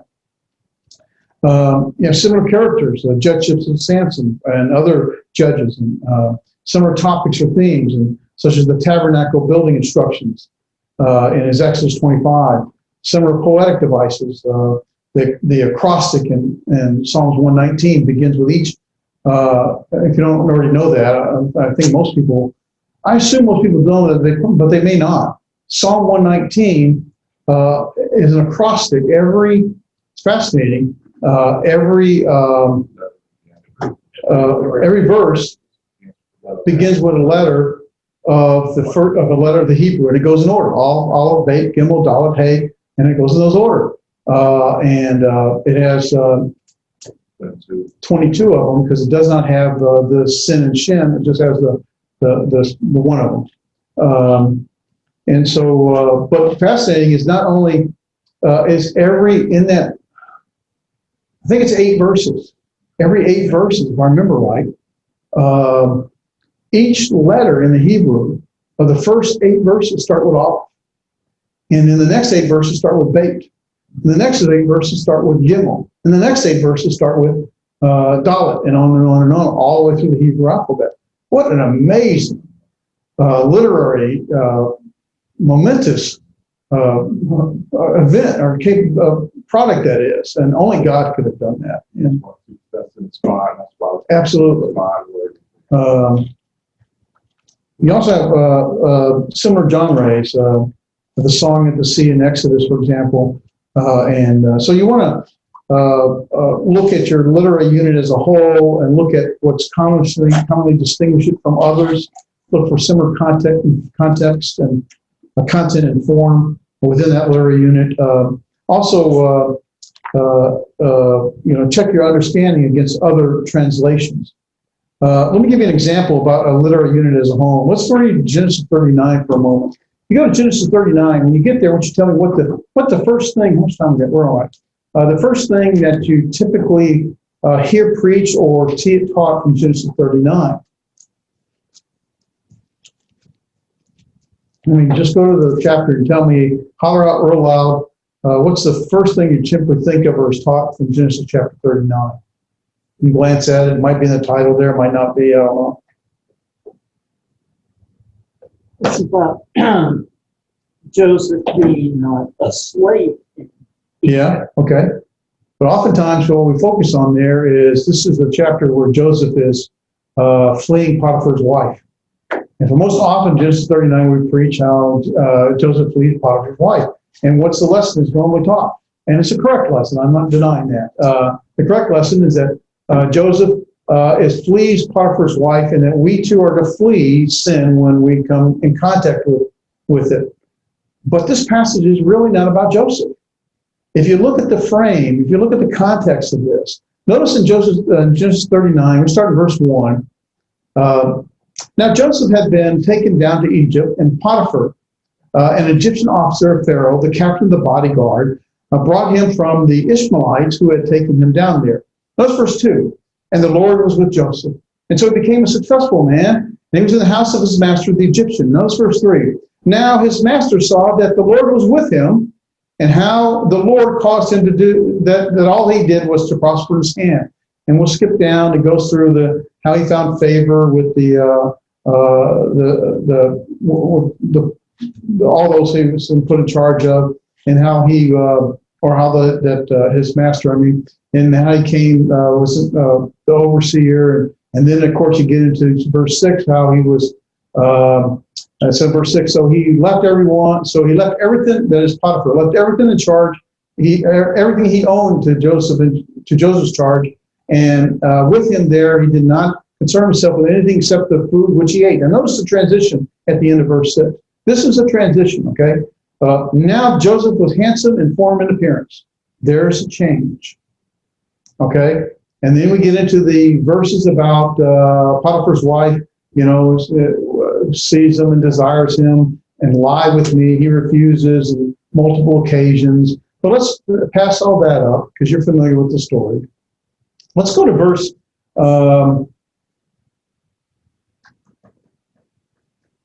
it's all the way through verse 18, dealing with Potiphar's wife. Let's go to verse 19. Verse 19. And now when his master heard the words of his wife, this is, of course, after she's accusing him. Now, when the master heard the words of his wife, which she spoke to him, this is what your slave did to me, his anger burned. So Joseph's master took him and put him into the jail, the place where the king's prisoners were confined, and he was there in jail. Notice verse 21. But the Lord was with Joseph and extended kindness to him and gave favor in the sight of the chief jailer. The chief jailer committed to Joseph's charge all the prisoners who were in the jail, so that whatever was done there, he was responsible for it. Verse 23, notice, the chief jailer did not supervise anything under Joseph's charge because the Lord was with him. And whatever he did, the Lord made to prosper. So this passage that we often emphasize, that, and it's a correct emphasis to show that, listen, we're to flee sin as Joseph fled the lust of Potiphar's wife. We're to flee sin. That's a great lesson. But that's not the entire lesson that's here. The lesson is not about Joseph. It's about God. God is with Joseph. And because Joseph remains faithful to God, and no matter the consequences, no matter the situation, because he remains faithful, God is still with him. That's the message of Genesis 39. It's not about Joseph fleeing Potiphar's wife. It's about God being with him because he fled Potiphar's wife. It's about God being with him because even when he's in prison, and God was with him in all circumstances because Joseph was with God. That's the message. And so when you look at context, when you look at the frame, don't focus on just the passage that you're interested in that makes, look at all that surrounds it and look for the visual and written cues that determines the frame that that passage is within. And so it's a mistake to say this passage is about Joseph fleeing Potiphar's wife. It's true, he did. It's true that we need to do the same, flee sin. 1 Peter 5, verse 8, Satan is like a roaring lion seeking whom he may devour. We need to flee whenever we come in contact or in relationship or an opportunity presents itself to. But the passage is really about, because Joseph was faithful to God, he's committed to God, committed to him, God is with him. And that's the message of Genesis 39. So that's sort of a way that I wanted to sort of bring that out. God is with those who strive to please him and not please worldly pleasures. Eddie? Would it be the same thing in terms of how we translate some like parables, where we say it's the parable of the soul, rather than being the parable of the son? I personally believe that's a significant difference. It's not about the sword, it's about the soils that the seed lands in. So when you talk about the parable of the sower or the parable of the soils, I understand it's sort of, we're sort of semantically talking about the same thing, but it's, the emphasis there is significantly emphasizing the soil that the seed lands in and how it rejects or accepts the word. And the sower seed sows the seed. He did his job. He's doing the job. Now the seed lands in the heart of humanity, and whether or not they can accept it or receive it with an open heart is that their heart represents. So yeah, I think it is. It's significant perspective difference. So it's a change of your perspective. The parables, for example, to me are fascinating. Jesus told why he spoke in parables, because those who had hearts, who had ears to hear, so they not hear. What do you mean not hear? Those who had eyes to see, so they not see. Those who had hearts to understand, so they not understand. What are you talking about? Well, those who clearly didn't want to know, if their hearts are going to be hardened, allow them to, just as Pharaoh's hearts was hardened. And what's fascinating to me, though, is that it's those who had a heart to know who would go and ask Jesus the question. The disciples come and ask, not just his 12, but others came to ask him. When Jesus was speaking those parables, he's speaking to the crowd. Who's in the crowd? His disciples and everyone else. But who are the ones, the disciples? The one that came to ask him, can you explain this to me? Who are not his disciples? The one that did not ask the question, because they did not have a heart to understand. They did not have eyes to see or ears to hear. And so, yeah, we're off track here. Okay. Where am I at? All right, so let's look at another aspect here. Textual criticism. Its focus is to get the original word.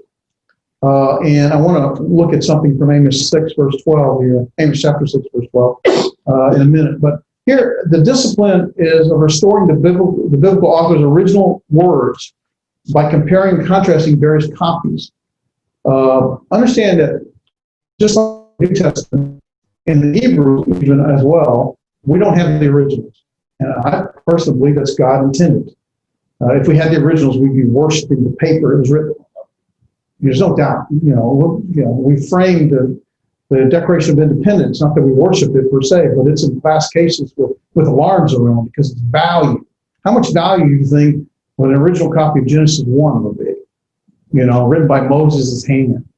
or any book written by the original author's hand. So I think that's a God-intended design not to have the originals. But we have multiple copies. And we don't have as many Hebrew copies as we do, say, the Greek. We have many Greek copies. But just like in the Greek, where we have translations and copies of translations, such as the Latin, Syriac, and Georgian, and a whole bunch of other Coptic, and a whole bunch of other languages, gives us multiple copies that enables us to compare, to be able to look and compare, contrast, to determine what the original says. We have the same thing in the Hebrew, not as many, but we also have a much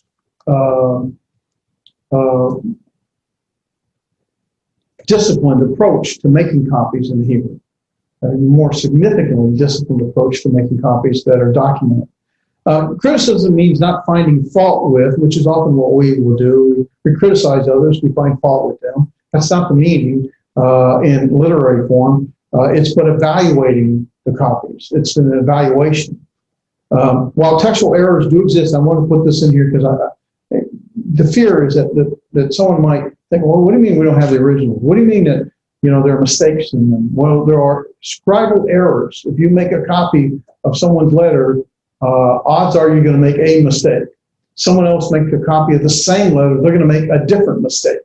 You get enough of those different people making different copies, they won't all make the same mistake. And so if you compare them all, and if you don't have the original, you can probably get to the original just by making comparison, contrasting of the various copies, and you see where the mistakes were and where they're not, and what kind of mistakes they are.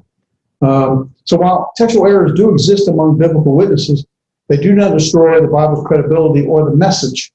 The vast majority, by the way, are grammatical errors and not theological. Just as an alert reader can understand a book or an article that has typographical errors in it, so too God's word is able to speak for itself in spite of the minor corruptions that have risen through scribal transmission. And so I want to look at a textual variance or question that exists just as an example so that you're aware of it. I don't expect you in your word studies to go to this extent or do it yourself. But as you do a word study, and we mentioned before, if you're looking at a passage that has textual issues, you need to be aware of that. Now, how you present that, or I'm not a fan of presenting from the pulpit textual criticism. Not that I have a problem with the audience of being aware, but it's a matter of what and how we present so that we don't create confusion. The pulpit is not a place to create confusion.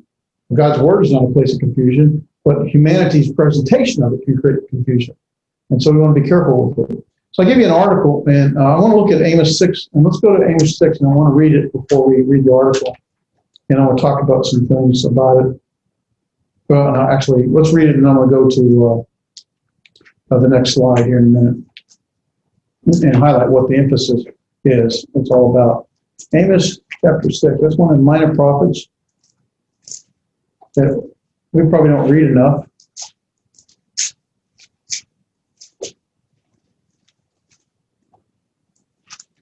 There we go. Amos chapter 6. Let's begin. I want to begin in verse 8. Oh, 6, not 3.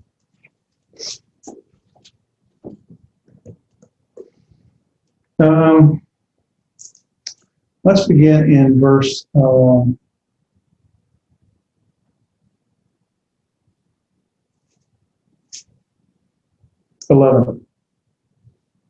For behold, the Lord is going to command that the great houses be smashed to pieces and the small houses to fragments. Now, verse 12 is where the question and emphasis comes.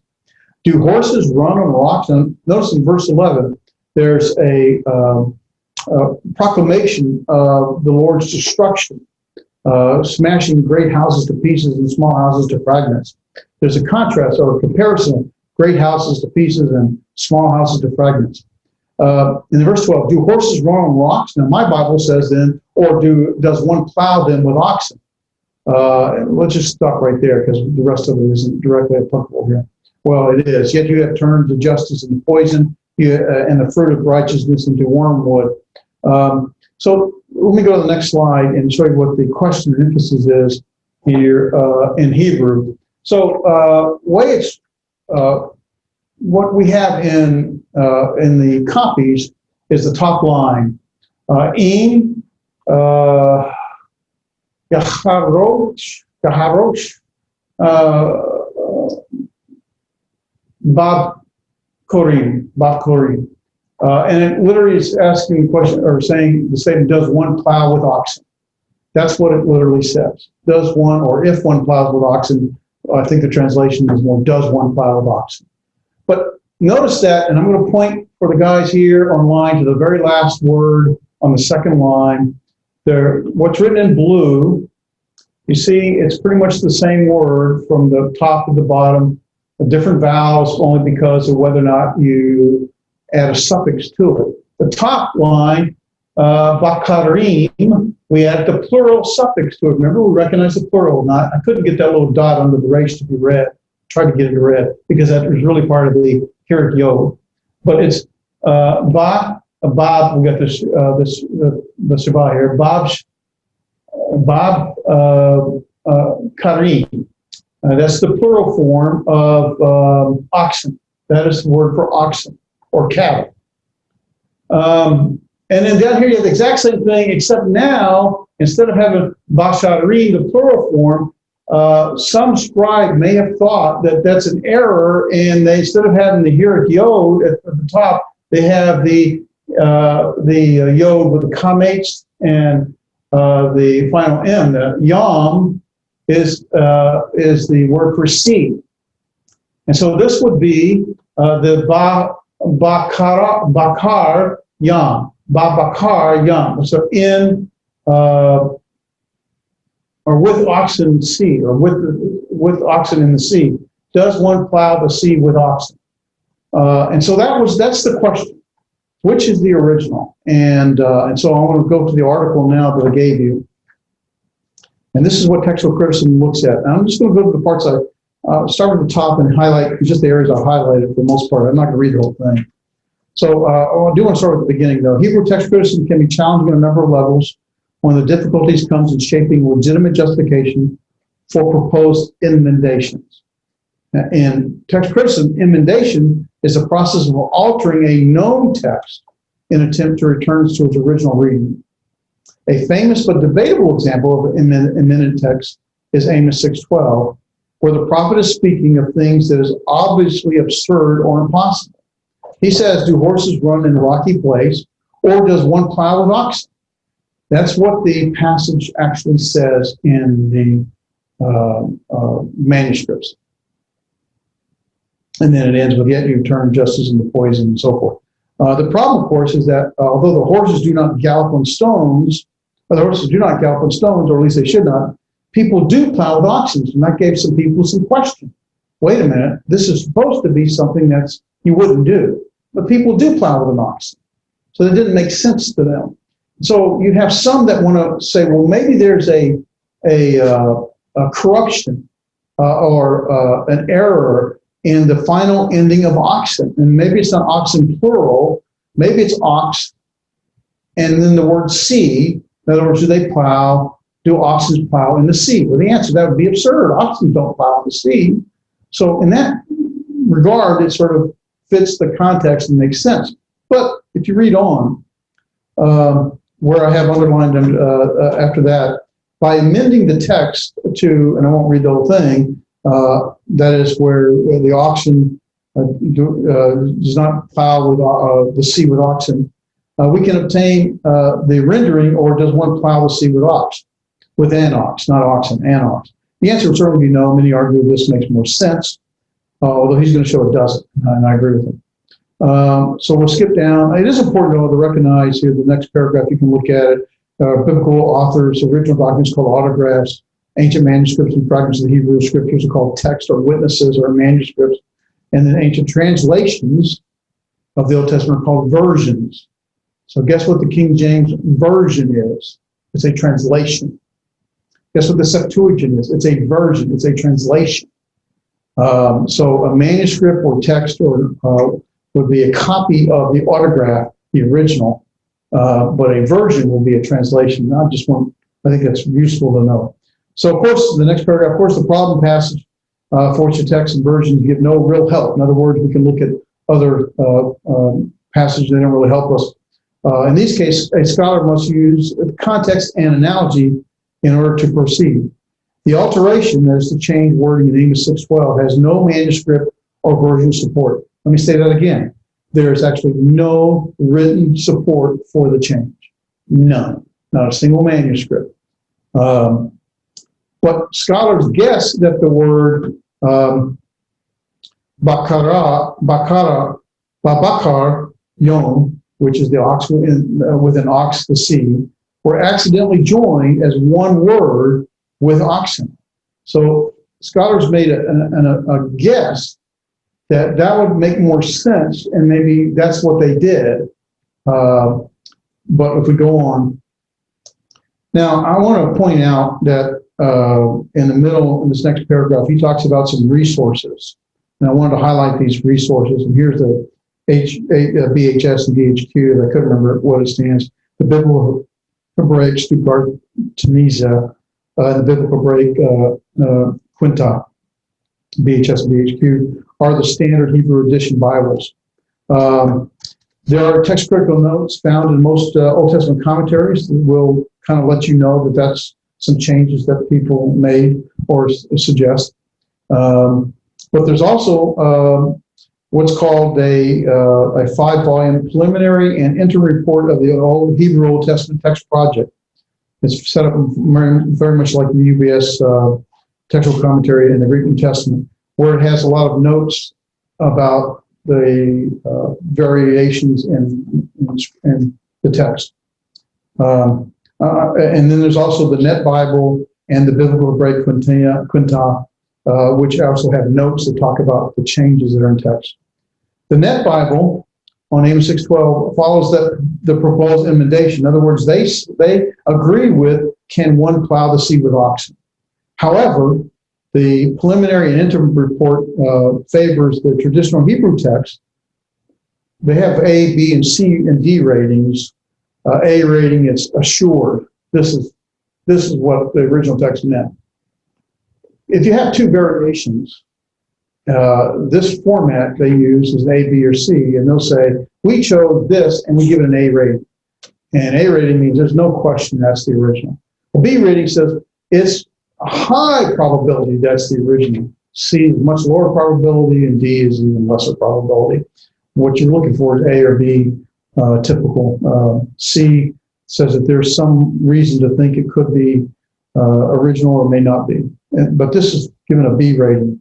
And there was a high probability, a good probability.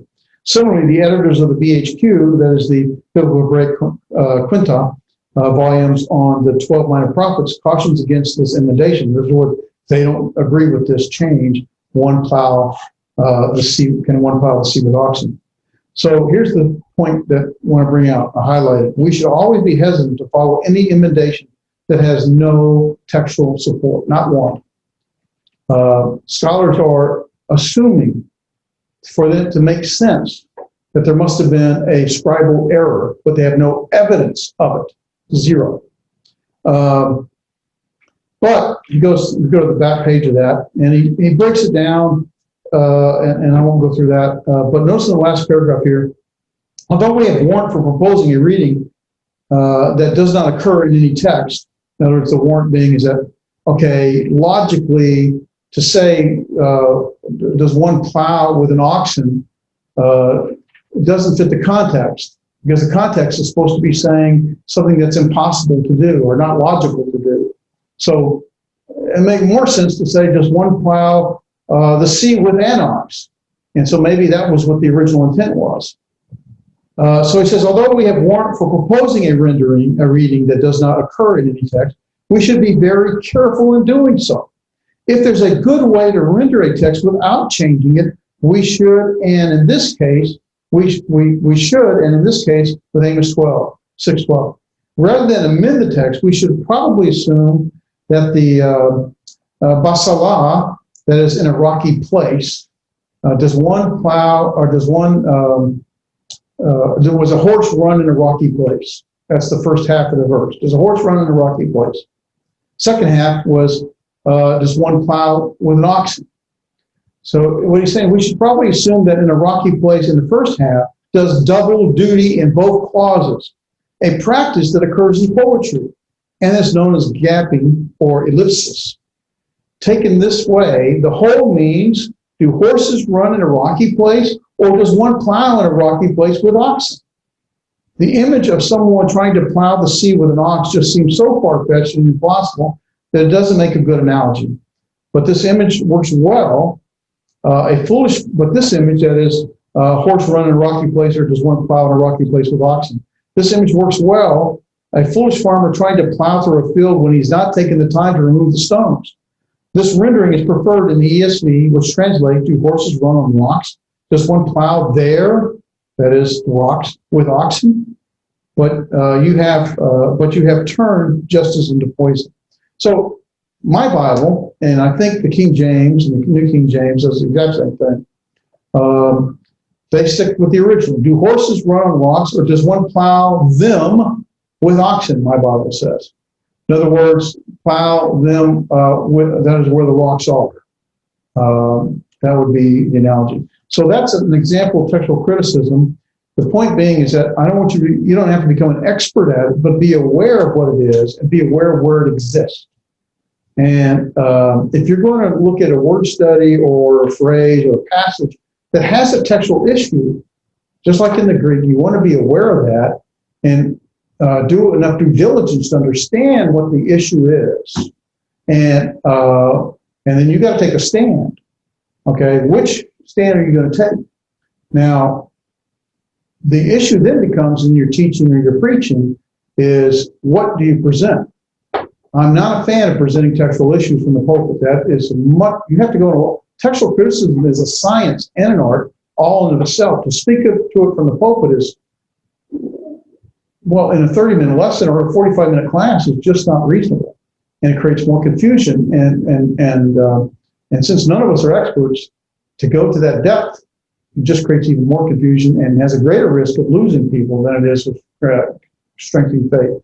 You can talk to issues, around it. The question here would be is that, I don't know if I would just probably preach on the fact that, the intent here is to speak that one does not plow in rocky soil.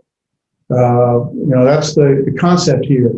And I don't know if I even addressed the one does plow with the sea with ox. But maybe there's a reason to do that. I don't know. Someone has to use discernment to figure that out. The reference to the seed and oxen, that would be considered like what you say, like the seed, the lower example, or is that being given as a that's not, I know we don't have the original text. Okay, so for an example you're talking about, for example, in the what's referred to as the preliminary inner report of the Hebrew Old Testament Text Project. This is where it's very much like the UBS, United Bible Societies, and Metzger's, well-known Metzger's textual commentary on the Greek New Testament. They give a rating, A, B, C, or D. So they'll list every single variant, every single one. Well, every major variant. There's some, they don't list every grammatical error, but they're all major variants. And then this approach will give A, B, C rating to what they chose. They don't rate the ones they didn't choose. So if they chose a C with an ox, then they would have given a rating A, B, or C, or D. But they chose the opposite. That is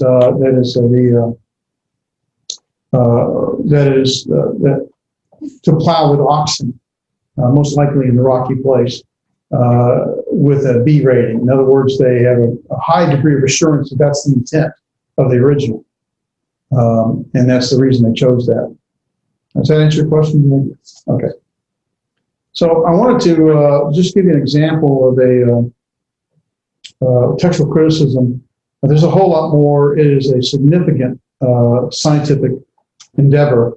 But let's take in a few minutes that we have and look at some other things. I don't know how much we'll get through tonight. I want to talk about logical fallacies. One's called a negative inference.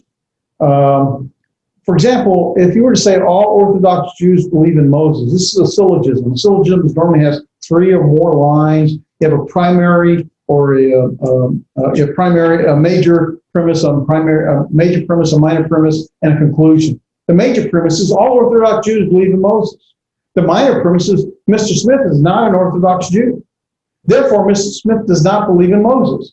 Is that a valid syllogism or an invalid? Well, it's invalid because that's what's called a negative inference. It does not necessarily follow that if a proposition is true, the negative inference from that proposition is also true. So what's wrong with this? All Orthodox Jews believe in Moses. Well, does that encompass everyone who believes in Moses? No. Unorthodox Jews believe in Moses. Gentiles believe in Moses. Even Muslims believe in Moses. So Mr. Smith is not an Orthodox Jew cannot mean necessarily that Mr. Smith does not believe in Moses, because maybe Mr. Smith is an unorthodox Jew, or maybe he's a Gentile who believes in Moses, or a Christian who believes in Moses. So that's called a negative inference. And for example, there's one that's in 2 Corinthians 13:5 that for time, let's go to, I'm going to go to it. If we don't finish tonight, that's okay. You'll have the handout. 2 Corinthians 13, verse 5. I knew I was going to struggle with time, but I didn't want to rush the Hebrew. 2 Corinthians 13:5. It's in the New Testament, right? Okay, thank you. Just want to make sure I'm right. All right, so let's begin in verse 1. And this is the third time you have to have the context. This is the third time I'm coming to you, every fact to be confirmed by the testimony of 2 or 3 witnesses.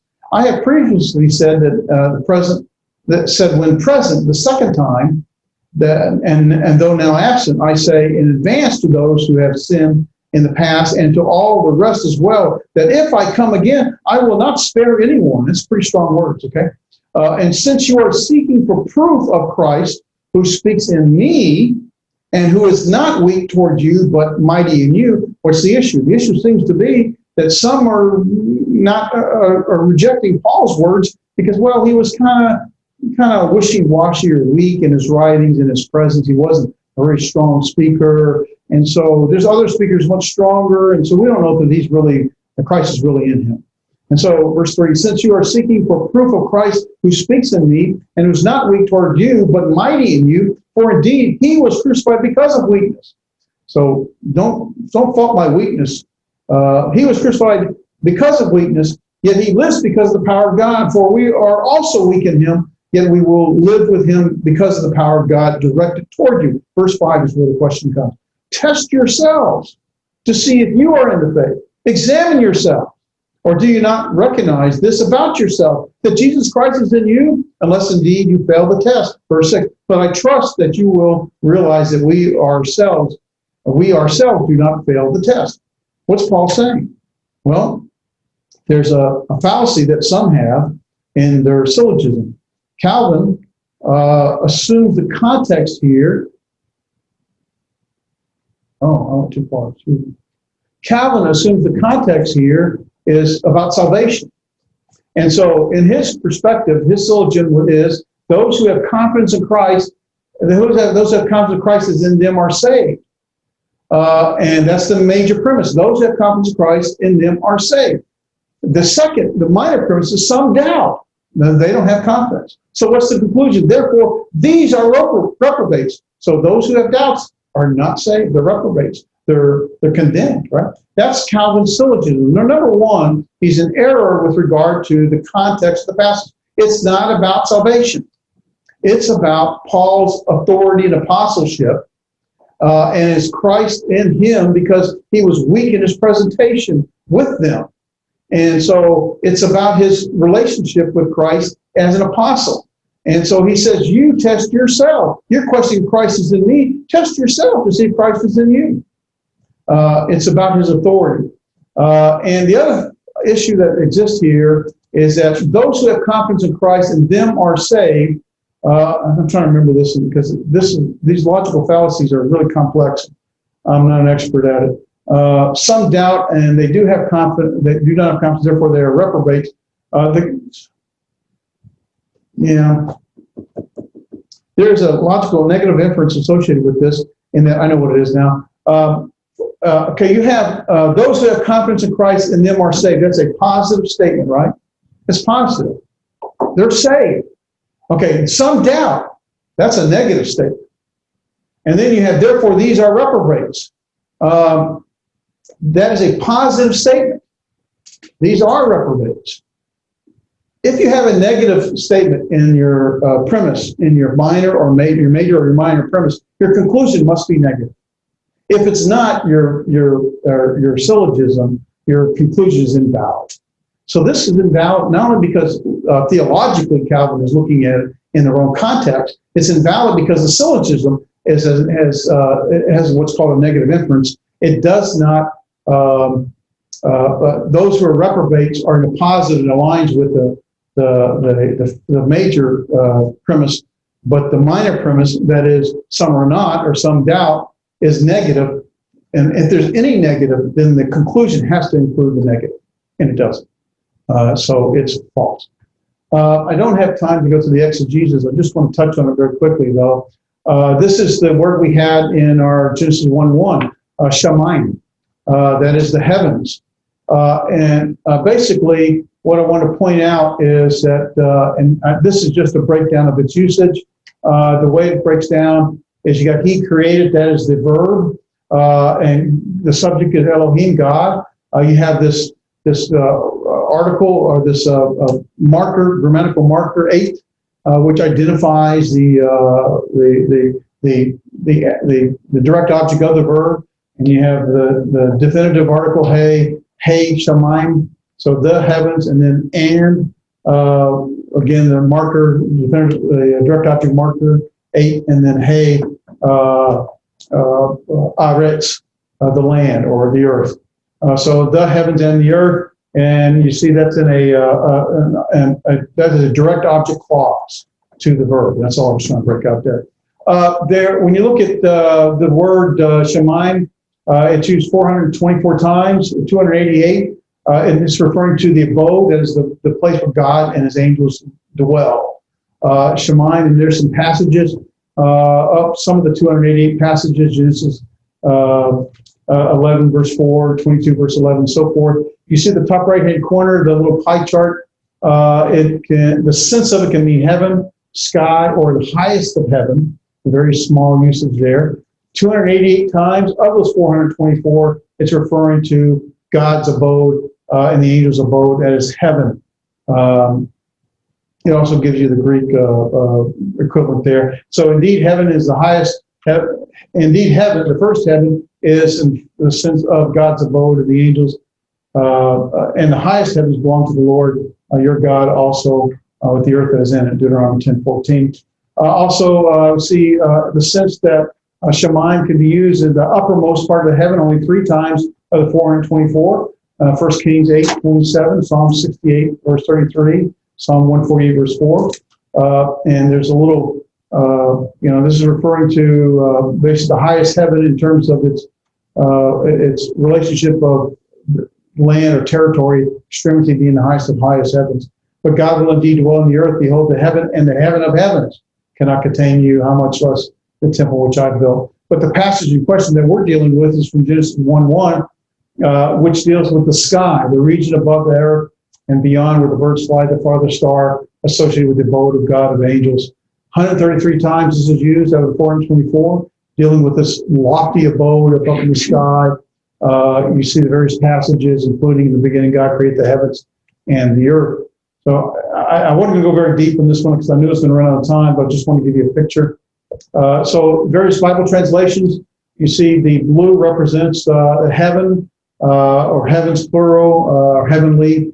And you see the New American Standard Bible and the New King James Bible, well, they're all very heavy, leaning on that translation of heaven.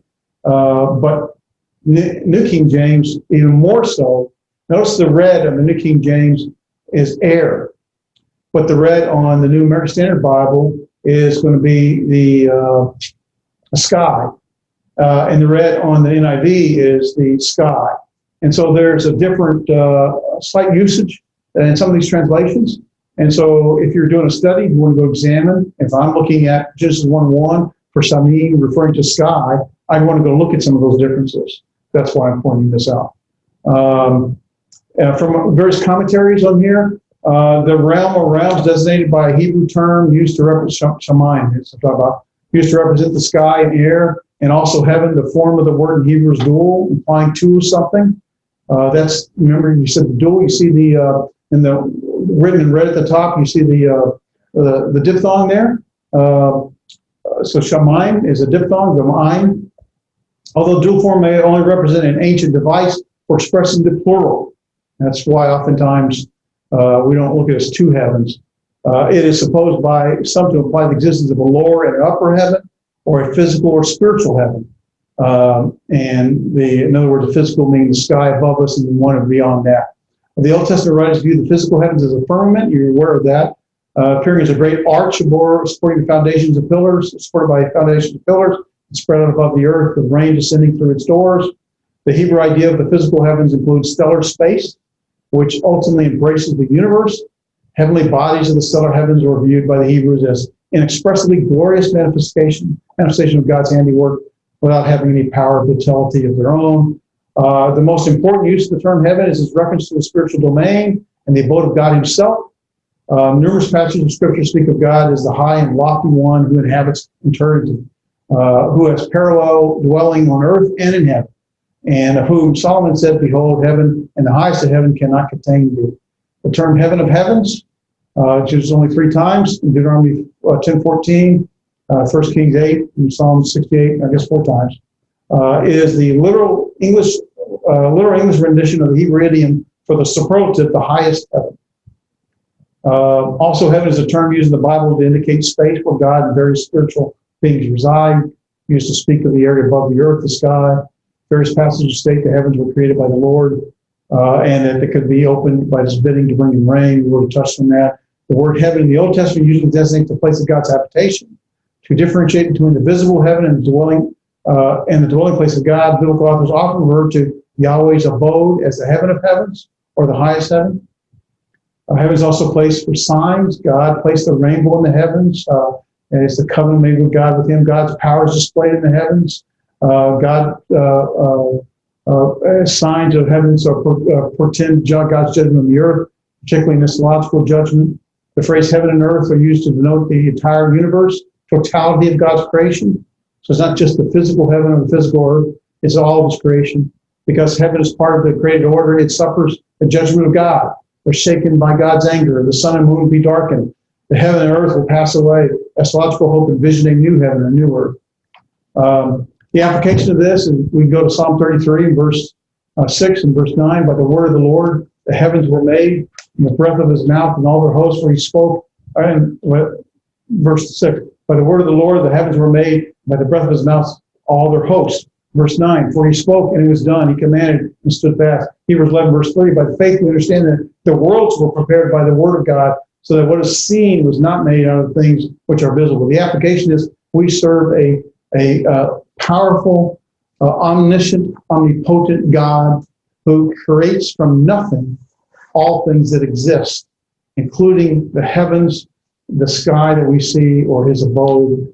He dwells in heaven, he dwells on earth, he dwells outside of all these. So when we think about heaven and earth, we're thinking about God as the creator of all things and his power. And because he can create all things, he's omnipotent, he's omniscient, he knows all things, and thus I can have confidence and trust in God's word. And that's sort of the application I was going with there. But I knew I was going to run out of time, so I didn't put a lot of depth into here. But I want to thank you. Any questions or thought? Now I've run out of time again.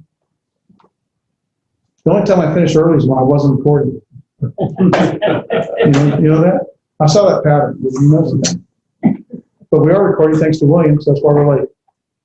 So I appreciate everyone. Appreciate you. I know that this is a lot. It's a fire hose. The hope is that you start to get pieces and start to recognize things, and then you can start to interface and use the tools that have a greater depth and will draw you closer to God and to his word. And then it's a matter of how you apply it. in your lives and in the lives around you. Let's go to God in prayer as we close. Father in heaven, our Creator, we're thankful for the day. We're thankful for the opportunity to study your word. And we're thankful for the resources and the tools you've made available so that we can understand your word in its original intent in the Hebrew and the Greek. And we pray, Father, your blessings upon us that we can apply your word into our lives and then live your word daily in manners pleasing to you, that we can, that you would be with us because we desire and strive to be with you. And we pray in Jesus' name, amen. Thank you, guys. We'll see you next week. Thank you. Have a great night. Y'all too. Thank you, brother. How was your